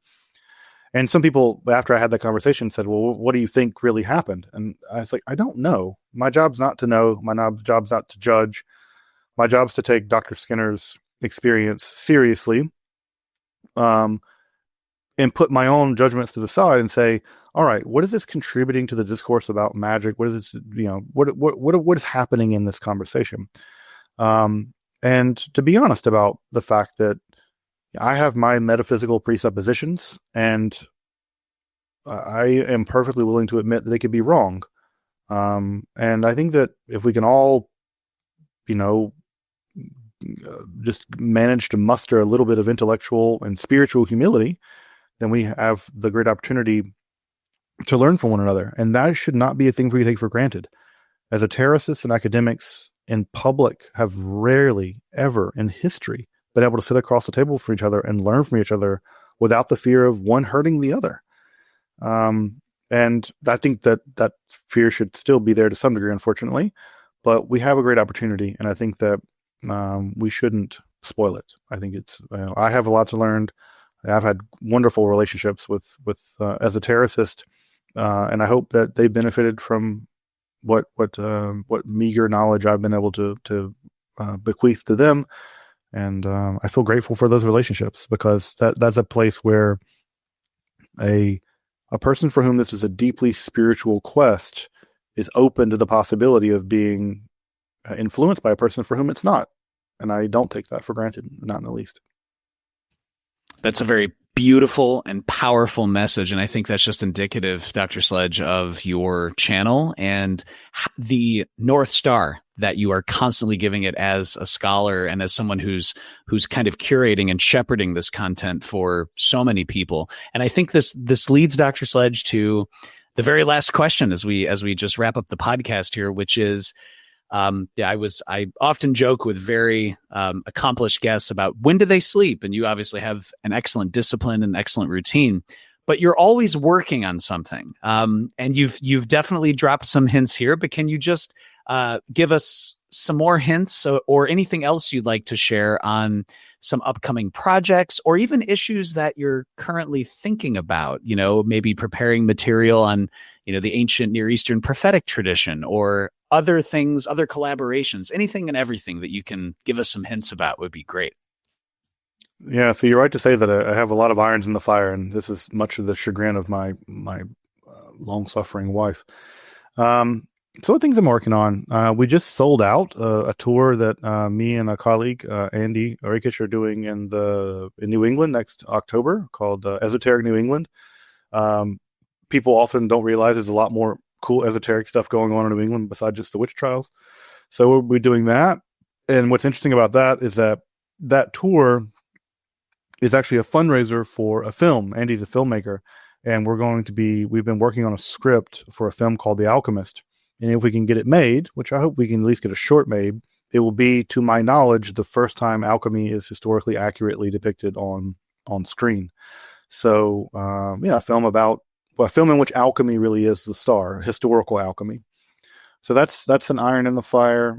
We have another batch of incantation bowls coming, which was a whole fun project to remake these demonic incantation bowls. It's not often that I get to sit down and think in Babylonian, Jewish, Aramaic about how would a ritual practitioner write out an incantation and sort of develop my own incantation in Aramaic. So that was a fun project. And then I worked with a ceramicist to actually make the bowls. And so we'll have another batch of those bowls ready for the holidays. One of the things that's on my mind a lot is that esoterica has become really popular in a way that I never imagined that it would. I mean, it does. By definition, it shouldn't be popular. And Dan Attrell actually jokes that once the channel crosses 1 million, I have to rename it to Exoterica, which is a point well taken by Dan. Yep. I thank you, Dan Attrell. But I think one of the things I want to do once the channel rolls over to 1 million is take about a week off. I produce content almost every week, and that pace is becoming unsustainable. It was actually unsustainable for a while now. And I want to take a week off or so a week and focus on writing.